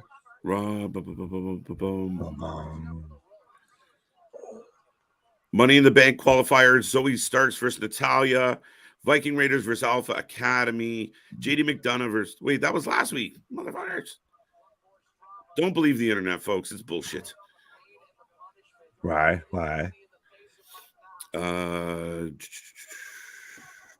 Yeah, there's qualifiers supposed to happen, though. Cody will be on Miz TV. Hey, at least he's staying to Raw. Oh, Becky Lynch versus Sonya Deville. Zoe Starks versus Natalia. Okay. Oh, and so the Heat pick up the win. Give me that fucking score. But sort out by oldest video first. We just did. We did. We might be Columbo or Monked for this one. No, we got it. I was close. Is that what you're trying to say? I was close. I had the Wednesday. It was the Friday before the Wednesday. Yeah. I knew it was a Friday. It seems fitting that you showed up on Friday the 13th. Yeah, I didn't even make that connection. Good on you. I like that. All right. Right. Hard to tell. Happy belated, by the way. Every day. Piss off. I remember Mana weekend last year. Ronnie's. Yeah, I mean, some of you folks have been around for a minute. WrestleMania last year was insane. I think that's right around when you started popping up in the chat. Or was it? I can't remember. It doesn't matter. But yeah, I mean, that was a fun time. And I mean, to come back and do it again this year and keep rolling, man, it's been a good time. I'm really flattered that some of you guys are still here, and for the new folks, we're thrilled. Keep it coming. Right. Well, and look at what Takahashi's coming out. I know the eyeballs are killing me. I'm way too vitaminized for him right now. You just got all the eyeballs looking at you. Why? I'm going with May 11th. My sister's birthday. Makes sense. I'll take it. I'll allow it. Yeah. I couldn't find anything. I'm sure we will get something tomorrow. I just, Boston, hopefully you caught the answer there, but they did a few things. Yeah. March 13th, apparently. So I'm a little over a year. I thought it was May 13th. Stuck with me. I thought it was May 13th. I don't fucking know. It wasn't pre-Mania. May. It started with an M. May 13th. This smarch weather over here. Stupid lousy smarch weather. Right. 11 NBA Stupid finals. Lousy smarch booking. That's what it was. Right. I'm just talking about the NWA women's title. I think it's ludicrous. She has been everybody's there. No one lit off the women's roster. And I'm saying right now, she'll never got that title. Oh, wait. Sandow into the ring. Oh, we got a ref bump. I might be right. What? I might have hit the wrong thing. Sandow pulling him over for the pin. Trying to revive the ref. Cody Rhodes on Miz TV. Yes. Jordan, it's always a blessed night around here. Same to you, sir. Oh no, that's 13. That means he parts skull and bones. You part skull and bones, apparently. Oh no. This could be true. At least I'm not aces and eights, I guess. Aces and eights. So do I win half a t-shirt? No, you sat there and went until we said the fucking answer. Oh, I'll send him a t-shirt for his sister. Come on now. Yeah, a sticker. Sticker.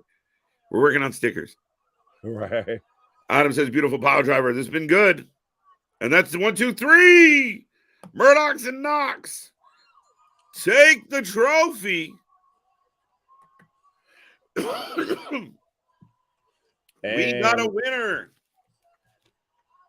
You got to let me know where you are with New Japan because I clicked the wrong button. Come on, you had one job, bro. I struggle with one job, let alone pause. I need a time. Yeah, I'm gonna find it. I was instead of guessing and saying I'm out loud. Constantly. Okay, I am at. So Knox and Murdoch are your Crockett Cup 2023 winners. The lead. What? 240. 240-42. Oh, all right. 240-42. What the fuck? And Billy Corgan with the trophy, handing it to Knox and Murdoch, your 2023 Crockett Cup winners. Not bad. Not bad. Not good. Not good. Not good. Not terrible. Not good. Not terrible. I'm at 243.26. How far am I away from you? I'm at. You're a couple minutes ahead. 1 second. I'll jump up to you. No, you're good. Let me know when I'm at 243.33. Let me know when you get there. You're what? 233? 243.33. Okay, I'm there now. Okay. As we're getting spots on the apron, and so we've got Murdoch and Knox celebrating. And so how many Coors Lights and Natty Lights and all of that, of how many shitty light beers are going to get drank out of that cup? A few. I'd say quite a few, Nick. That one's going to be, the Crockett Cup doesn't know what it's in for. Right. What time is Mike Knox? Mike Knox is over. He went to bed with the trophy. And we might be, because you know there's 2 hours or so left, right? No, is there? We might have to New fast Japan forward. Dominion, I'm looking at 244.25 out of 431.58. So we got about 2 hours. We should fast forward. Do we want to fast forward, or do we want to, you want to dip now? Well, no, it's up to you. It's 2:41 right now in the evening, so it's up to you. I'm good either way. I think one second. Yeah, because people know what happened on this one, folks. But give us your ratings. If you watched NWA, what is your ratings out of 10? How do you feel about it? There's Okada. Well, I was going to say, we can we'll end on talking on that point that we all know is the biggest talking point coming out of New Japan Dominion is Danielson versus Okada at Forbidden Door 2. Jump to 312 and we'll be even. And that's the 6-man tag. And then we'll call it. Well, I'm at 312.49 or 50 right now. So I got Cesaro. I got Cesaro and Tanahashi right now. Yeah. So, anyways, we'll use this in the background while we're talking about this point. So, what do you feel about we're getting Danielson versus Okada set up for Forbidden Door 2? I was a little surprised, but I'm all for it. I think it's going to be an outstanding match. Oh, I think these are a lot of matches that you wish almost could have been announced for Wembley with the attendance with the crowd that they've announced allegedly for that. But these are dream matches that you picture when it comes to New Japan. Of finally, we're getting Danielson involved in a New Japan match. We haven't seen that since he's been with AEW. No, we haven't at all. So, I mean, well, I'm looking forward to it. I mean, as far as that pay-per-view goes, it's in Toronto. It's a big deal, the bigger venue. It should be fun. I want to see how it all shapes up, but I mean, we're off to a good start. You give us Daniel Bryan or Bryan Danielson and Okada, that's going to be a banger. And then we're going to get into Will Ospreay and Kenny are going to tear it down. Well, we had Yes Chance in the Tokyo Dome. Mm-hmm. Yes. Yeah, yes. So right. Moxley. I think, sorry, I was just laughing at Moxley. I was laughing at Moxley and Ishii. You're fine. I think that's already made Forbidden Door a can't miss. Like, you've got to tune in for it. And those two matches alone of you need to tune in and watch, regardless of whether you're an AEW fan or you're not an AEW fan, whether you're a New Japan fan or you're not a New Japan fan. Those are two matches you're going to be kicking yourself if you miss the next day. Yeah, I think so. And I think as this card goes on, it'll be very interesting. Now, I did say this last year. It felt like Forbidden Door kind of stopped the momentum of Dynamite. I really hope Tony has a plan. I mean, he's got Forbidden Door. He has All In. He has All Out. I really hope he can find a way to plot this out properly, has a plan, and it all makes sense at the end of the day. I hope he's got a big challenge ahead of him. I think now that the bigger matches beforehand are set, and then going forward with those, you'll see more, say, Ospreay runs in and is involved in a Dynamite here or there, and it builds up towards that. Mm-hmm. Or Okada shows up a week or two before Forbidden Door and gets involved with the BCC. That's where you'll see that go on, because now at least the top matches are built up versus, I think beforehand they were still building those couple top matches literally going into the pay-per-view. Okada laying the boot to Tanahashi up over the railing from last night. Now from this match, I mean, there is still other possibilities. And for all reports, and I mean, listen, you guys can give us a rating on New Japan if you've watched it. I know some people already have. Man, everything I've seen from this show has been outstanding. Oh, absolutely. It's a New Japan show. That's why I tend to like the Japanese style of Doink has too many kids to even track. What? Doink, dink, pink, wink, zink. You said it. I just need to have a t-shirt. Click the link below, big guy. Right. We got all the links for you, my guy, Nick. Right. 6 out of 10. 6 out of 10. Nick, how do you feel about NWA tonight? Oh, do I have to give it a rating? You want to abstain? I object. I abstain from a rating. I would like to plead the fifth because I'm afraid fifth. Chappelle. Fifth. You go first, and I guess I'll go from there. But Small Mark already saying Okada beats Danielson. I don't know about that, but we got time to build up to that. I think Ospreay beats Kenny, though. Please. Big pop for Moxley when he comes into this match. It's pretty crazy. For me, I'll give it a 5.5. 5.5. I'm not going to fail them. 100. I give me us 100, Mick, or are you giving that a Mick? That's it. Just give it 100 every time, buddy. Why? Exactly. Yeah. Give us TJP Clark Connors versus Bryan 2. As okay. Well, we'll see if TJP and the United Empire or the Bullet Club are somehow involved in Forbidden Door, right? Well, absolutely. We still haven't even had a single match announced for Wembley, but we're getting half the card announced for Forbidden Door. Is that noticeable or concerning to anyone else? No, why would it be sold 65,000 seats, but we don't have a match advertised. We don't have anything going into here. But dude, Wembley's in August and Forbidden Door's in 2 weeks. It is 25th of June. I'm getting my pay-per-views out of order with him. Yeah, a little bit. I was like, wait a minute, why Forbidden Door? Still fuck. Like, Wait, what? Well, You had months book to prepare. something. At least announce Why? something. Why? You sold this many tickets without doing shit. Good for them. Good for I'm just them. worried that what they do announce is going to fail to deliver. I don't think so. I think on paper it's going to look beautiful. My concern is, does it deliver within the ring? Touche. Tabernacle. Time will tell. But yeah, no, Forbidden Doors, we'll be here very soon to do Forbidden Door 2. Right.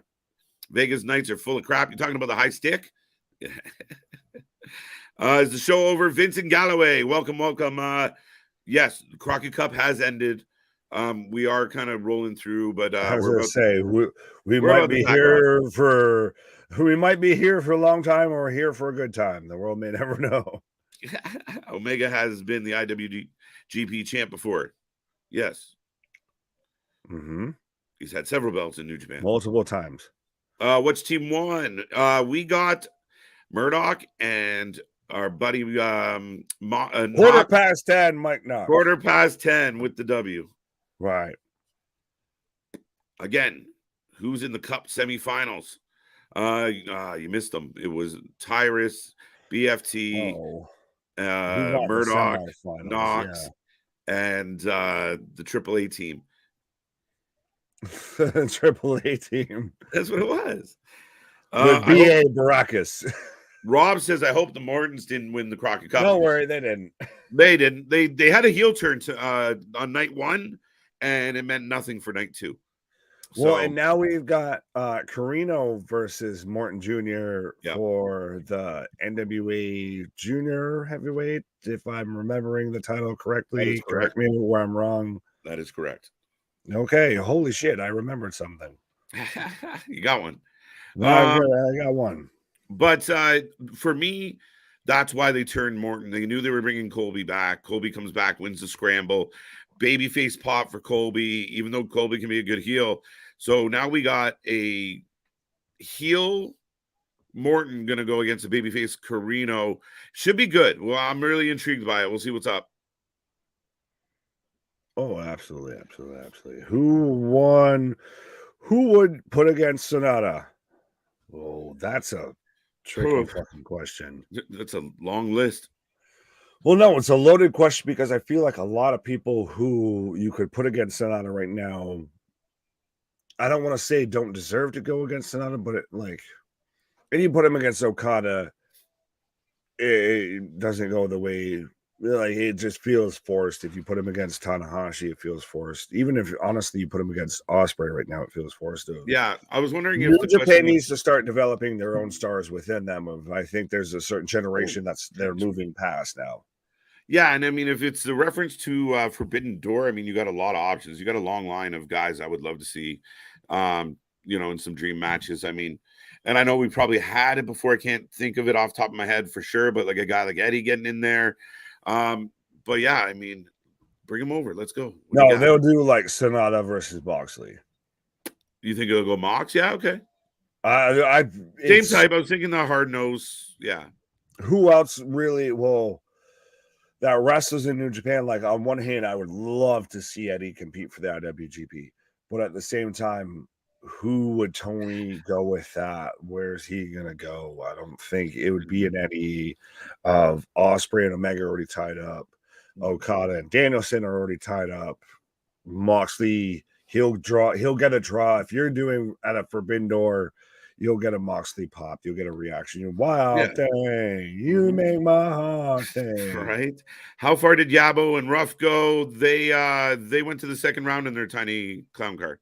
Right, yeah. Their clown car ran out of gas after the second round here. Wembley should feature Sting and Darby versus FTR for the tag titles. Interesting. I want to see Sting versus Darby in a retirement match. Let's go. Yeah. Well, that's going to be, again, like I said, what matches do we get in Wembley? Because you've got to have some big ones, and I don't feel like we're leaning towards anything. And I get it's in August, I guess, but still. I still think we're to it. Goldberg. No, I mean, we'll be fine. Goldberg versus Ryback, main event, Wembley, right now. Book it, Tony. My biggest concern with Wembley is Tony kind of does it the same way he kind of just did Double or Nothing where he tries to go too over the top on everything, right? Like, just this might be the craziest shit we've ever seen. Like, he's gonna go big. Right. You have to answer this one. Did they show who Austin Idol had under the mask versus Scion? No, they did not. And Austin Idol turned on his son and laid him out and his tag team partner, and he walked off with the masked man. Ooh. So we will find out at a later date, I imagine. Fair enough. Karina was a babyface in the Federation from Durham, North Carolina. Fair enough. Yes, and he didn't sign with WWE, or at least he hasn't allegedly so far. If he has, it hasn't been announced. But, whoa, one more. Oh, no, a couple more. If AW is smart, they should have Ospreay versus White. And you saw how the eyes rolled in the back of my head because, just please, with how they've booked Jay White still, just please. Yeah. I like the idea of Punk and Jay White. I really do. I think on the mic, it will be fun. In the ring, it will be super fun. Two guys that I think will complement each other really well. So I hope that's part of it. Ospreay, Jay White, I mean, for Wembley, they might go bigger and they might try something bigger. And I just mean that based on how everything's kind of perceived at the moment. Oh, absolutely. I want Jared versus Sting versus Jericho and Sabu. This guy's just trying to play with our emotions, and it's too late for that, Mr. Boston. Maybe Mox can drag the young lion all over again in Wembley. Red Shoes son. Oh, nah. They'll give Moxley something of name value. He'll be in some like blood and guts. He'll go against Aubrey Edwards after she beats Karen Angle and she's out there. Her. Sonata versus Cesaro. I could go for that. Is that just because it sounds cool? Yeah, maybe. I just got my new Hyundai Sonata Cesaro. July 8th, NWA 75. Generally, we would cover it. We'll see. We'll look at it. We'll see what the card shape up as. It's a big one, but we'll see. So is the Crockett Cup. Right. CM Punk versus Jay White would be awesome too. Chris, I'm with you, buddy. I'm in. But with all that being said, folks, it's getting a little bit late on this Sunday night. Big Nick and I have a blast bringing you all these streams. Don't forget, you can always comment on these videos. The comments really help us out.